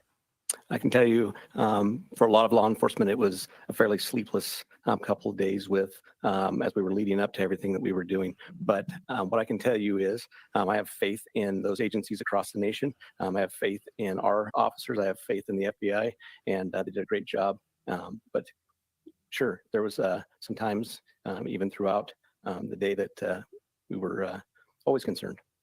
Hi, Chief. Don, you're back at CBS News. Can you talk a little bit more about the suspect's connection to Pennsylvania? I love the reporter voices, by the way. You can hear it. Hi there, CBS News. Chief, can you tell us about the connection to Pennsylvania? It's just such, there's a particular on-air reporter cadence. It is not my cadence, though there's times I can find myself shifting into it. I just love it. I find it delightful. I do. Maybe that's weird, but I find it delightful. It's just like, the patterning is so specific to on-air news media coverage. All I know is that he lives in Pennsylvania. Chief Guy Tannenbaum from Nonstop Local KHQ in Spokane. More about the Elantra. We saw reports that you mentioned that you recovered an Elantra, but can you specify where that was found? And we know that was one of the biggest pieces of information you were asking from the public to tip. Were you able to provide an information on whether those tips led to this seizure of an Elantra? That's still part of the investigation that will come out in the future.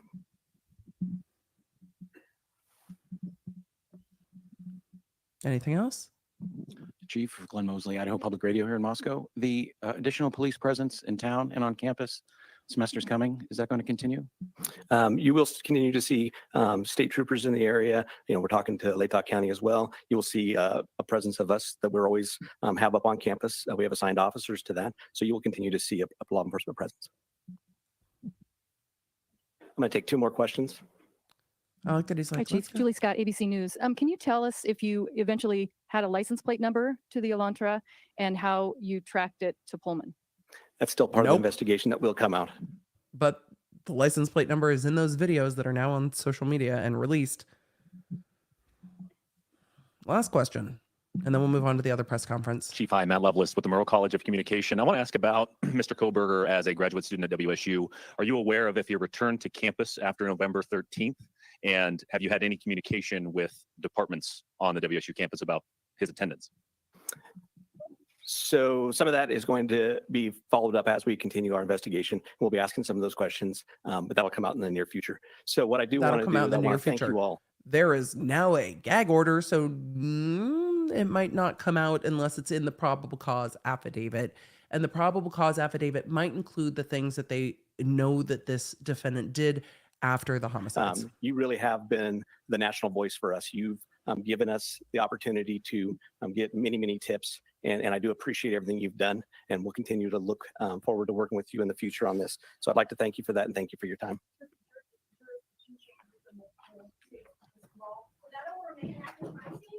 All right, that is the end of this press conference. We're going to switch press conferences. I know people have said he returned. We just haven't seen it through official channels yet. So again, it's easy for anyone, and not that I would think people would go on social media and lie, but it is easy for anyone to say, "Oh yeah, I was at the school and he came back."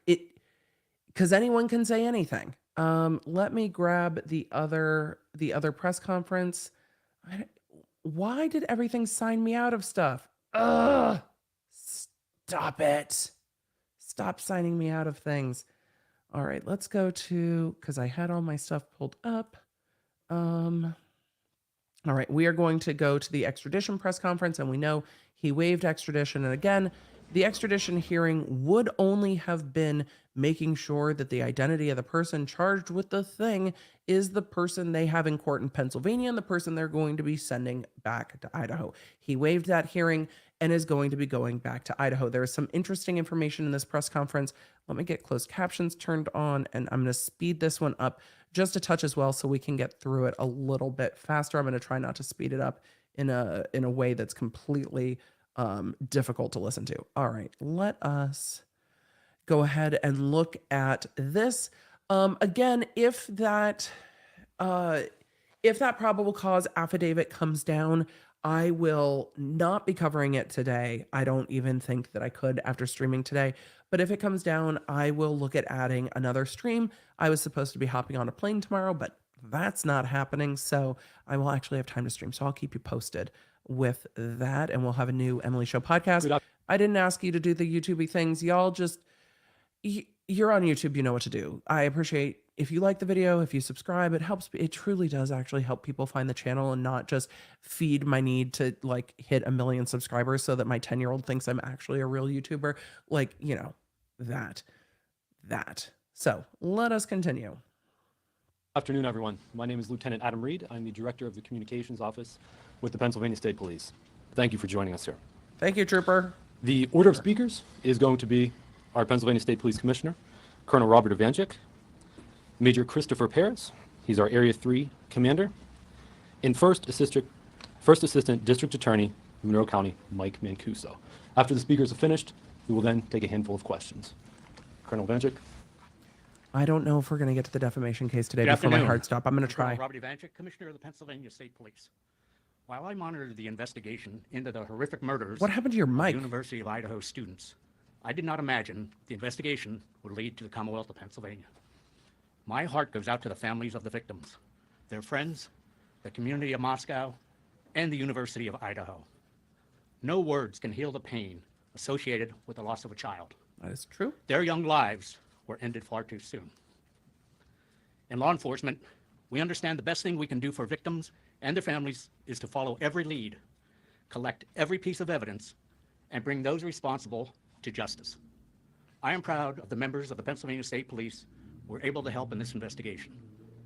The cooperative relationship between our local, state, and federal partners stands the test of time. The officers, troopers, and federal agents work together tirelessly, putting in long, difficult hours. Communication and cooperation are imperative to success and to ensure the integrity of the case remains maintained. The culmination of that cooperation ultimately led to take the suspect into custody and afforded the families some sense of peace they deserve.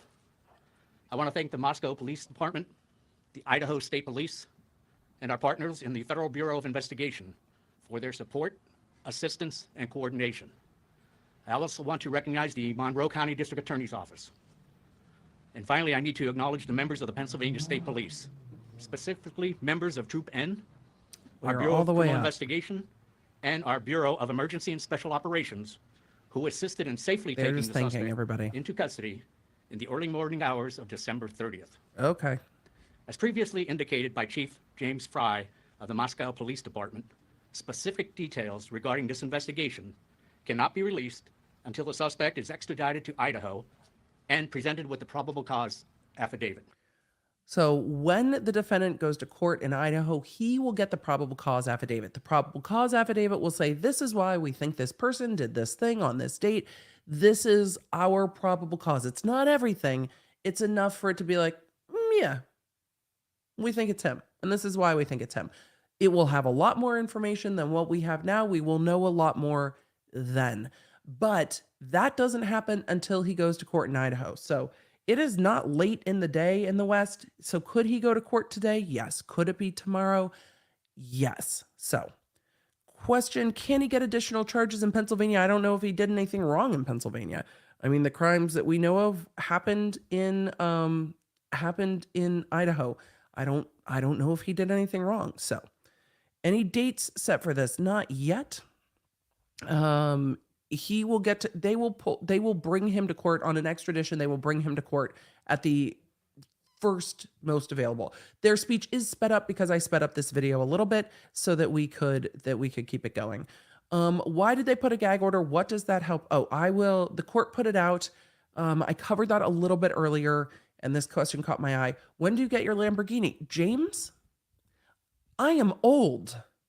That car is very low to the ground, and while I like to think that I might still at some point be able to drop it like it's hot, my knees have reminded me thoroughly and well that after multiple surgeries on one of them, what I am not doing is dropping it like it's hot. So no, I'm very happy in my cushy SUV.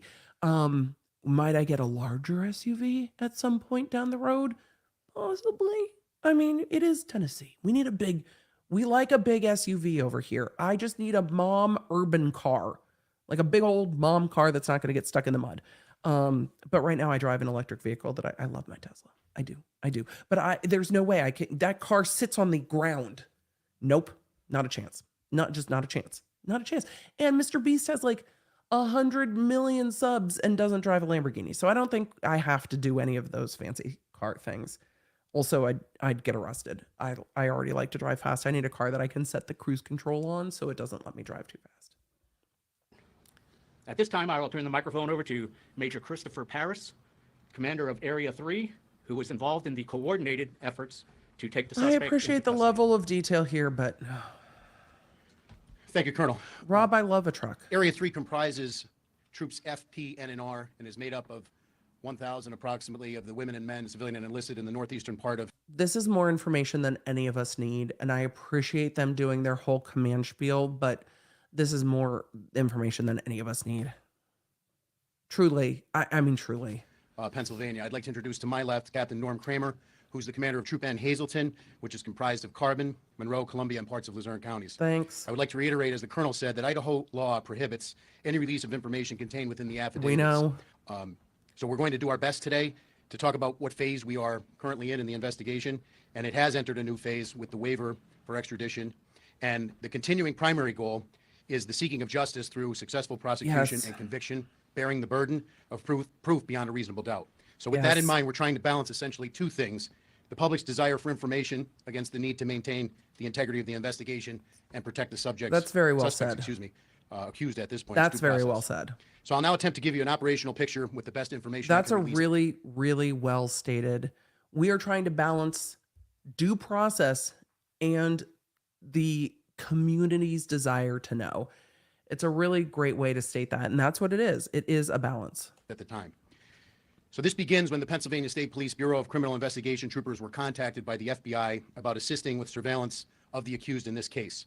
I'd like to take the opportunity to specifically I want to know thank how several long the FBI individuals. was surveilling him. I'm curious. Special Agent in Charge Jackie McGuire and Assistant Special Agent in Charge Dave Carter from the Philadelphia Field Division, as well as Supervisory Special Agent Bill Vigorito of the Scranton RA.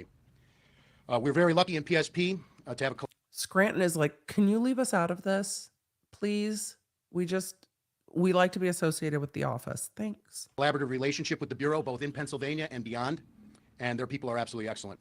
So as the investigation progressed, Troop N Criminal Investigation Section, commanded by Captain Kramer over my left shoulder here, began to collaborate with authorities in Idaho. Specifically, I'd like to acknowledge Lieutenant James Curto, who was here today, Sergeant Anthony Ferdinand, Corporal John Chulak, who is not present with us, and Troopers Leary and Knoll, who are here with us today. Thanks, Trooper. It was through this collaboration and the charges pending in Idaho that those troopers were able to obtain search warrants and a fugitive from justice warrant that was prepared here in Monroe County for the location in Chestnut Hill Township and the fugitive from justice warrant for Mr. Koberger, respectively. I'd like to So acknowledge the Monroe County warrant, District. the warrant that they're talking about, they obtained a search warrant in connection with the information that they have in Idaho saying this is what we have. So they were then using that information to get enough probable cause to get a search warrant. So when they went in to arrest him, they were also looking for particular items that would be in their search warrant. And I imagine one of those main ones being the car. They would have known, of course, where the car is because it sounds like they were surveilling him and the FBI was surveilling him. So District Attorney David Christine, as well as First Assistant Mike Mancuso and their entire office. The support that we received was absolutely excellent. Once those warrants were obtained, the Bureau of Emergency and Special Operations, BESO, coordinates our Special Emergency Response Team, CERT. They were selected to serve those warrants, the 3 search warrants and the fugitive from justice I warrant. appreciate the. To define what CERT is, it's a full-time tactical We know team what maintained CERT by is. PSP to deal with high-risk warrant situations, barricades. I appreciate that they're breaking down what each of their acronyms mean. So it's like, this is the acronyms, and now we're just going to use them all the time. And other incidents requiring specialized tactical training or other capabilities. From their perspective, we essentially tasked them to go out and serve a arrest warrant for someone accused of a quadruple murder. They're activated several hundred times a year throughout the Commonwealth. We don't typically hear of their work in a forum like this because they serve the warrant, the person's taken into custody, and they go about their assignment. They are the ultimate professionals. It's a volunteer team. They're highly trained and highly motivated. Captain Norm Kramer over my left shoulder was assigned as the top comm for the CERT activation, which means he was responsible for coordinating our tactical preparations. So tactical assets were then staged in the county, in Monroe County, into the evening of Thursday, December 29th, last Thursday. So that's when they And were doing in the their early tactical hours of ops. Friday, December 30th, those warrants were executed at the location. It is not uncommon, especially when you are looking at violent crimes, that they are going to execute search warrants like this in the middle of the night when people are asleep, to limit the potential negative contacts with police. So I'm not surprised that this is a nighttime, early morning executed search warrant versus the middle of the day. If they catch people asleep, it's less likely they will shoot at police, fight with police, flee, things like that. Mr. Koberger was taken into custody without incident. The scene was turned over to the FBI Evidence Response Team for processing. Mr. Koberger was then turned over to the Monroe County Prison, where he has remained in their custody since. I'd like to thank the Monroe County Sheriff and the Stroud Regional Police Department for their support as well during the extradition process.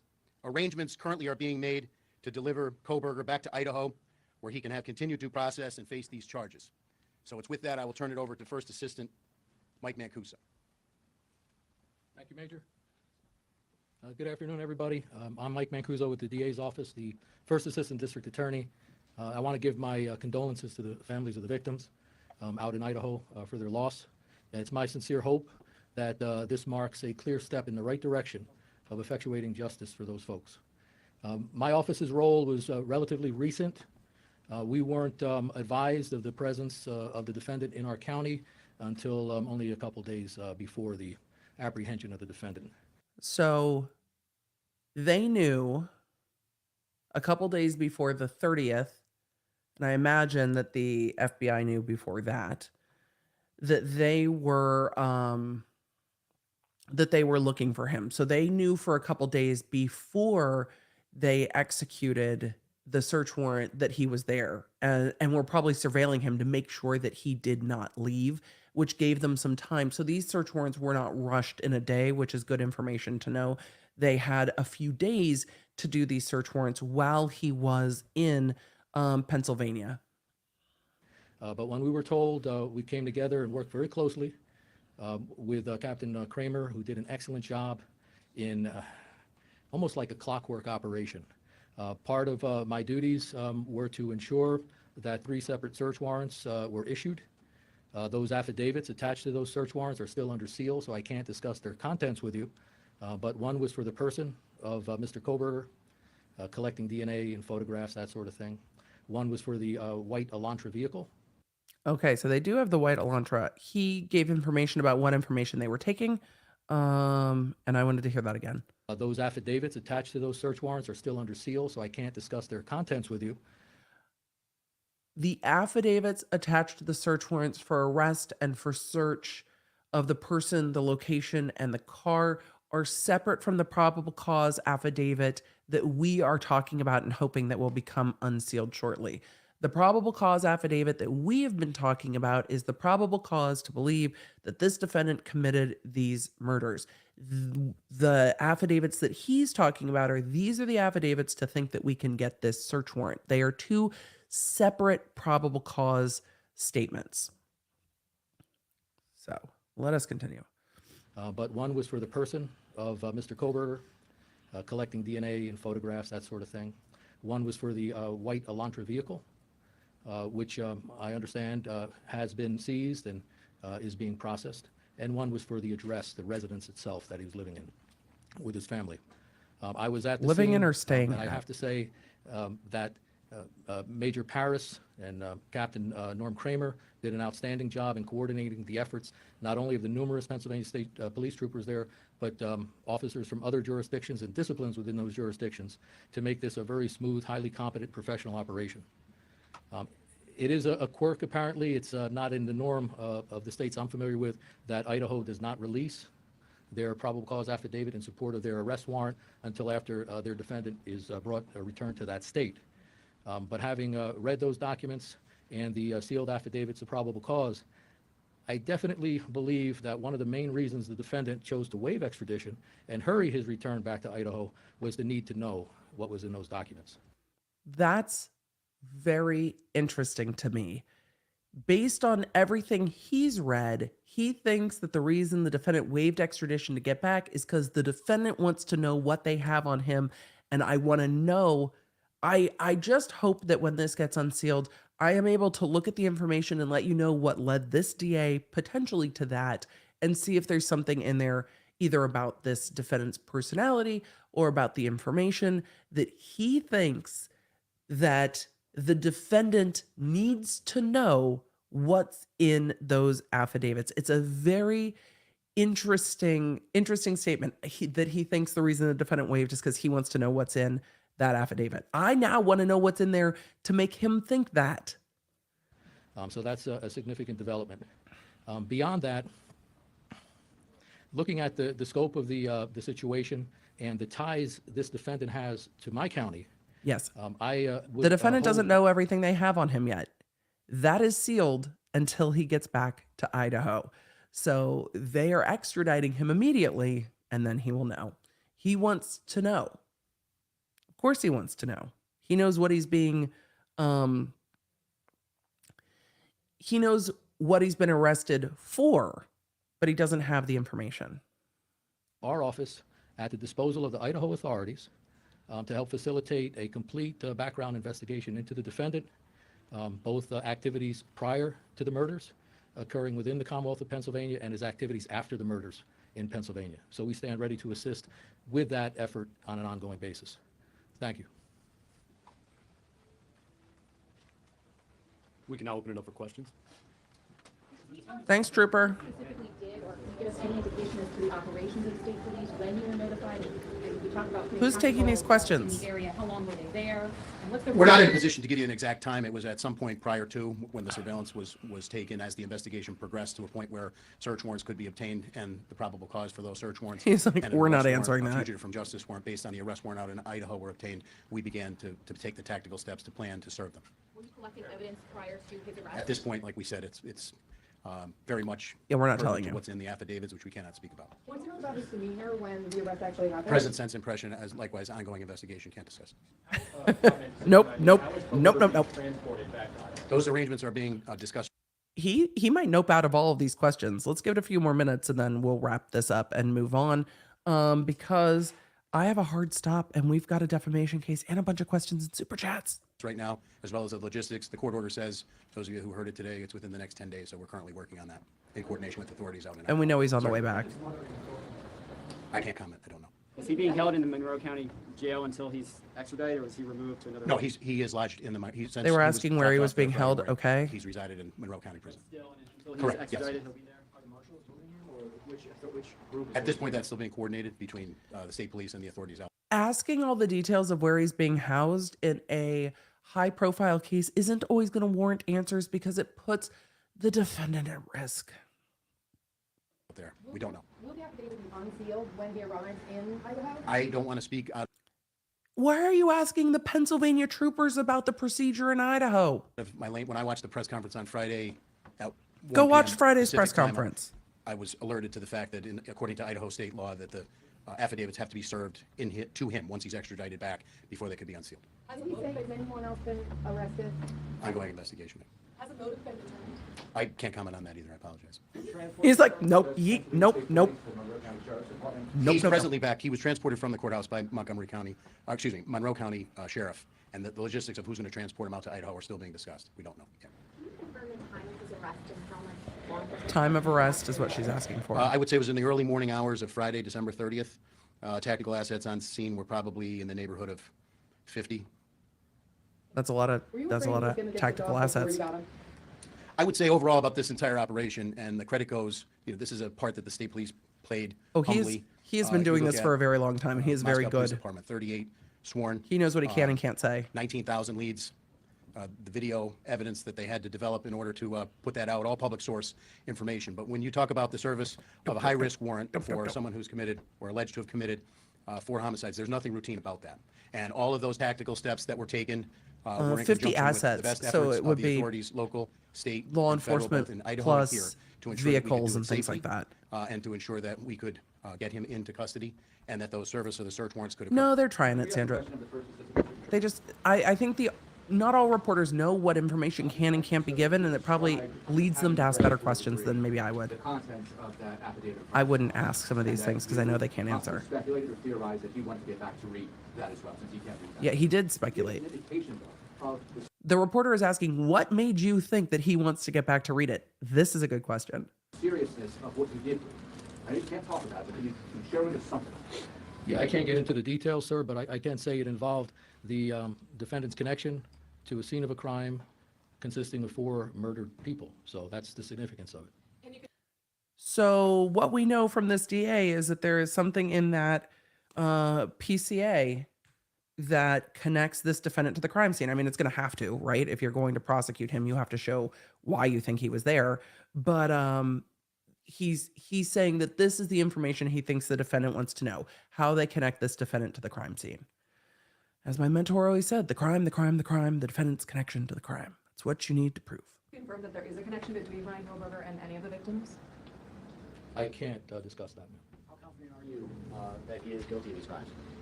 That wouldn't be my place to say. How confident are you that he is guilty of these crimes? This is the DA that helped do the search warrant in Pennsylvania. This is not he can't answer that. But I appreciate, you never know what you might get. You don't get if you don't ask. But he can't answer that. Good God. He can't answer any of that. It's completely not his place to say. Certainly confident enough that there was ample probable cause for the issuance of the various warrants in the case. What was your reaction? That's a very, very PC answer. We have probable cause. We wouldn't have a search warrant without probable cause. Go back to Idaho. When you heard this, you've all talked about, you followed this. This happened states away. When you get that call, or you all get the call, that this person could be right here in your home area. What's your reaction? Well, I was surprised. Really, Monroe County of all places. It hits close to home. It's a normal human reaction, I would think, under the circumstances. Do you know when he and his father left Idaho or Washington and drove to Pennsylvania, what that date was? No, I don't know the exact date, ma'am. Approximately, we understand the middle of December, is that correct? I think that's approximate. And what about, we heard reports that they were stopped not once but twice on the highway. Can you elaborate? I'll defer to his Pennsylvania public defender on that. Do you have reason to believe that Kohlberger is connected to other crimes and unsolved mysteries in the area? I wouldn't answer that. In what area? They asked, do you believe that this defendant's connected to other unsolved crimes in the area? In what area? In Idaho or in Pennsylvania? Question at this time. You start looking at some that may be unsolved, would you move them up? That would be a normal thing to do. Question for the PSP here. Said he was taken without incident. Was it safe to say that I should say, safe to say, did it seem like he was expecting? I would comment on what his present sense was. I would just comment that the professionalism of the CERT team and their tactical training definitely proved in a situation like this to do it in the most tactically sound and fastest way possible. Was there anybody else in the house at the time? His parents were in the house at the time. Did they say anything to you? Again, present sense impression. I can't comment on that ongoing investigation. You break down the door? Force was used. The warrants were issued for evening search warrants, which in Pennsylvania. So these are night serve search warrants. Most of the time you have to get special court permission. And again, that can vary by jurisdiction, but you have to get special court permission to serve search warrants at night. So it sounds like they got night service on these search warrants, and they're going to tell us a little bit more about how the search warrants were executed, which is information I think they can answer. I appreciate this guy though. He's like, nope. This I'll answer. They're answering about whether doors were broken down. Pennsylvania requires additional probable cause in order to serve them at the hours of darkness. I would defer to the first assistant to talk about the legal burden that you bear in order to obtain those. But from a tactical standpoint, based upon all of the briefings that we had developed and all of the intelligence we had developed, we thought that was the best time to serve it. And what tipped off that Pennsylvania was involved with this? They were alerted by the FBI troopers in the Bureau of Criminal FBI tipped Investigation them were off. alerted. Anything on like his social media pages that tipped anything? I can't comment. I don't know. That was very What tipped you off? The FBI. Nothing on his social media pages? We just told you the FBI called us and said, dude's here. Can you help us get him? What more information do you want? They think law enforcement is really doing a whole lot of other stuff. They're not. The FBI is like, we need to pick this dude up. How do we do it? They're not doing anything outside of that. They don't have the resources. Like I said, state police's role here was to serve the warrants and assist with the surveillance, which we've done. We've been part of major investigations. These are men and women who take an oath to protect their communities and the Commonwealth here. We're very humbled with the opportunity that we had, given a case that has. Congratulations, Marianne. Wait, you named your child. Wait a second. We need to have a conversation. You named your baby girl Emily. Well, thank you. Hopefully she will grow up with her cursey words coming in fully after the age of 18 and not cause you too much of difficulty. Thank you so much. Happy law, baby. I was going to put things up on the screen because I know I'm going to have a hard stop. And then I stopped and read and went, what? Congratulations. All right, let us continue. We're filtering in good news. Really gained international attention to play a small part in it. And our hat is off to Moscow PD again with the size and the complexity of this investigation and the work that they've done to get us here today. And this is only the beginning of the next step. If it's determined that anyone here in Pennsylvania either helped to conceal or dispose of any evidence, then you would be a part of this case, or would it go to... I would say that we would pledge whatever support we can for ongoing investigations with the Idaho authorities here in Pennsylvania. Absolutely, we would. Trooper, we need to find a new word for pledge. But I appreciate that you're pledging your support. Help them in any way we could. Vow. We vow our support. I don't want to get into what was actually seized in the house pursuant to the evidentiary nature of it. Can you give any insight into why you all decided to go in overnight to make the arrest? Those are tactical decisions in terms of base surveillance. I don't want to give out too many tactical... Because those are going to be sealed. ...factors that go into that situation. But obviously, surveillance was conducted, and we wanted to go in at a time when we thought it would be the safest for everybody. Safest for anybody else in the house, safest for Mr. Kohlberger, and safest for our people. There was an interesting question asked earlier about the care that needed to be taken to not tip the suspect off. Could you describe how long that lid had to be on things and how many people were involved in it? Like how many people knew and for how long? So I would say, I would answer the question this way. I don't want to get into a timeline in terms of when we were notified by the FBI and when the surveillance began. Obviously, we know on Thursday night into Friday morning is when the warrants were served. I would say, as a credit to the professionals, both standing behind me and others not here, many others not here, the information was held very close. And we did not want to have any situation where Mr. Kohlberger potentially would be tipped off. So as a result of that, I would say a close number of approximately 7 to 8 individuals, They tried to maybe keep 10 it on the most within the PSP side limited. of this operation knew about it. And who knew about it? For days, can we say? Or? I would say for a period of time. Not feel comfortable. Can we say commenting days? more than that, for a No. period of time. There was a period of time. That's And all then he's... as the tactical assets were brought in, people were briefed. That's all he's going to say. The movement plan is finally decided. Will there be an announcement? Will No. Not from the state police, so we would defer to Moscow. You're not going to announce a movement plan.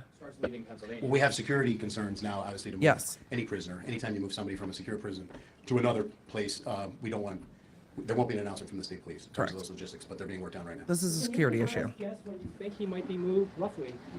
No, We within would like 10 to do it days. As soon as possible, but the court order says 10 days. We have 10 days to coordinate it. Can you potentially be on a plane tonight? Is it possible he could be on a plane tonight? That's a possibility, right? I can't, I would think that's, There's a possibility he could be on a plane tonight, right?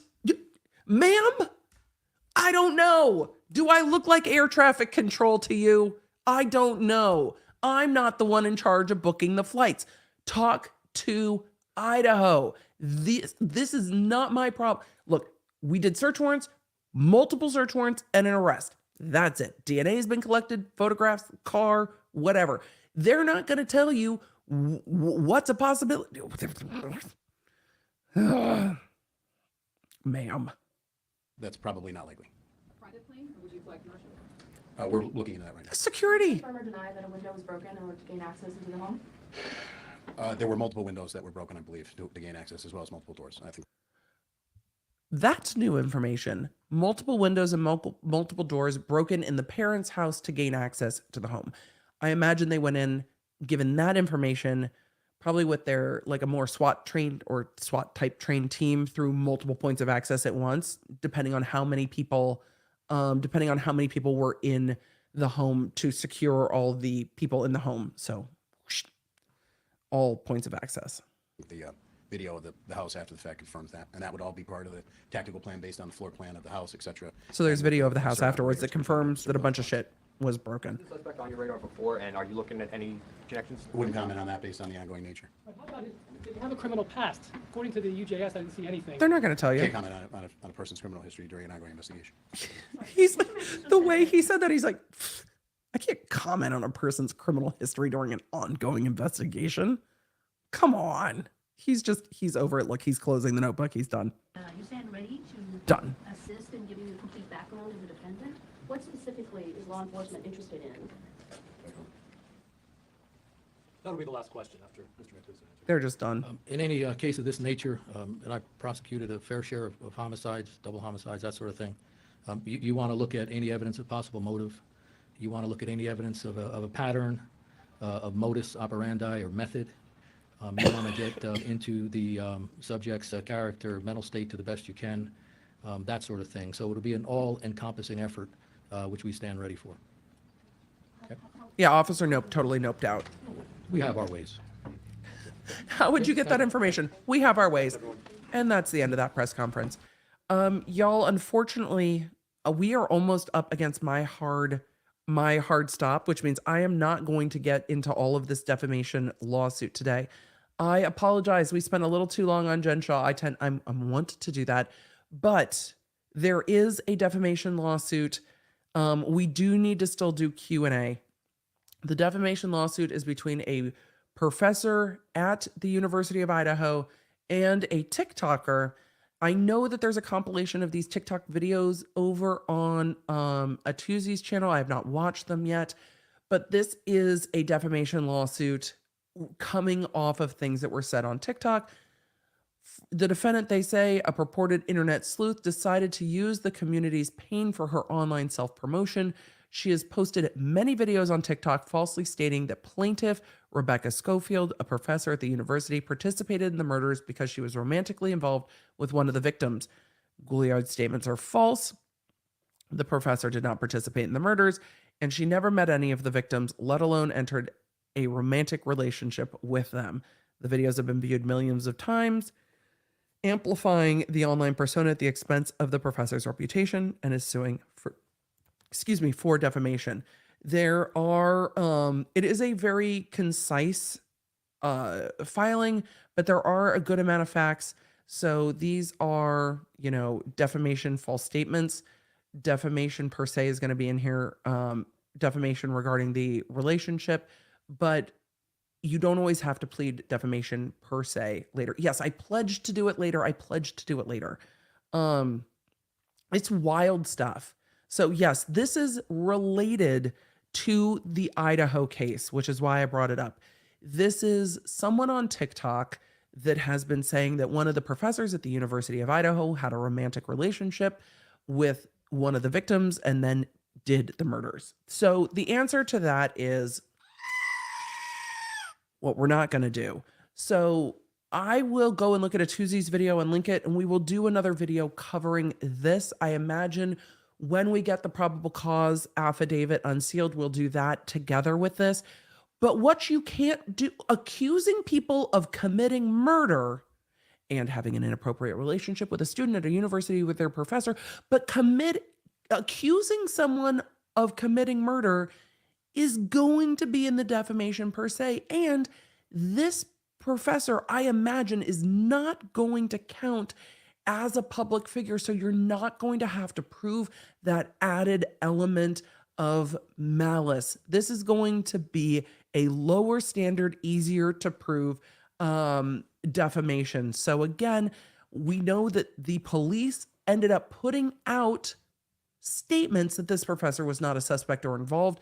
Cease and desists were sent, and this person persisted, which is why they are getting sued.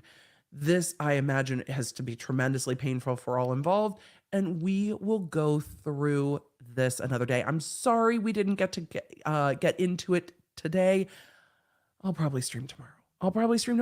I need to look at my schedule, but we will get it. I'm not traveling. We will stream it. I'm going to wait until we have that probable cause affidavit and do this together. With the super chats I did not get, I am so sorry that I did not get that. For those of you that asked about the gag order, I covered that earlier in the show. It will be timestamped on the replay. Callie asked, why would he waive his extradition? Because it's just an identity hearing, and this gets you back faster. That could have had him sitting in jail in Pennsylvania for weeks. Laura asked, how long will it be before the case actually starts? They will waive time and get into their discovery. So this case will go to discovery. It can be years before homicides get to trial. The Brooks case went to trial within a year, which was actually very fast. So I don't expect that we will see this going to trial in 2022 if it goes to trial. Here are the options from here. There's going to be some orienting of case files being turned over to the defense, this defendant getting arraigned. There will then need to be either a grand jury or a preliminary hearing to continue to hold the defendant. So those will be the first things that will happen. A grand jury will be much more secretive than a preliminary hearing that will be much more public. I imagine they will choose a grand jury, but it depends on what their procedures are in their locale. So those will be the initial hearings, and then it will go through the process to get to trial of discovery, some motions, and then going to a criminal trial if it goes that far. Could there be a plea? Yes. In cases like this, where it is a potential that a case could carry the death penalty, you can see pleas being made. You plead guilty to all four, we will take the death penalty off of the table, and it will be 4 counts of life without the possibility of parole. Or you can see a plea where it's plead guilty to the 4 murders, and then we will do a hearing with regard to whether it will be a death case or a life without parole sentence, and just do a sentencing trial on the case. That is always a possibility. So there is a long way to go. There is a lot of process ahead. But once we get through the arraignment, the next phase that we'll be looking at is whether there will be a grand jury or a preliminary hearing. Then there will be a bit of time while the case continues to get worked up for the defense and prosecution before it eventually goes to trial in some period of time. So those are kind of the next natural steps of a case. So Mo said, just triple checking, the gag order won't affect the PCA. It should not. That affidavit should be a public and court record, and we should see that when it is unsealed. I imagine it will be everywhere. So thank you all for this. I think that I need to read.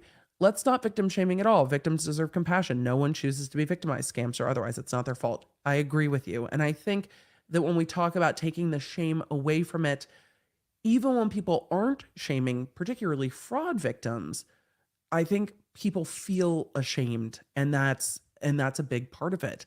And I think those questions of how could you let this happen to you, even when it's not intended to cause shame, can cause shame. So I imagine that with this case, we will see a bit of activity in the next few weeks, and then it will get into its normal process, and we won't hear much about it until it either pleads or gets ready to go to trial. So with that, I unfortunately have to leave. I wish I had more times for Q&A. We will do I imagine we will just do another stream this week and be able to answer all of those questions. I will leave much more time. I'll do just a one topic stream, but with Jen Shaw being sentenced on Friday, I wanted to make sure we talked about the government's response before we got to this. So thank you all. Don't forget to do the YouTube things. I appreciate you.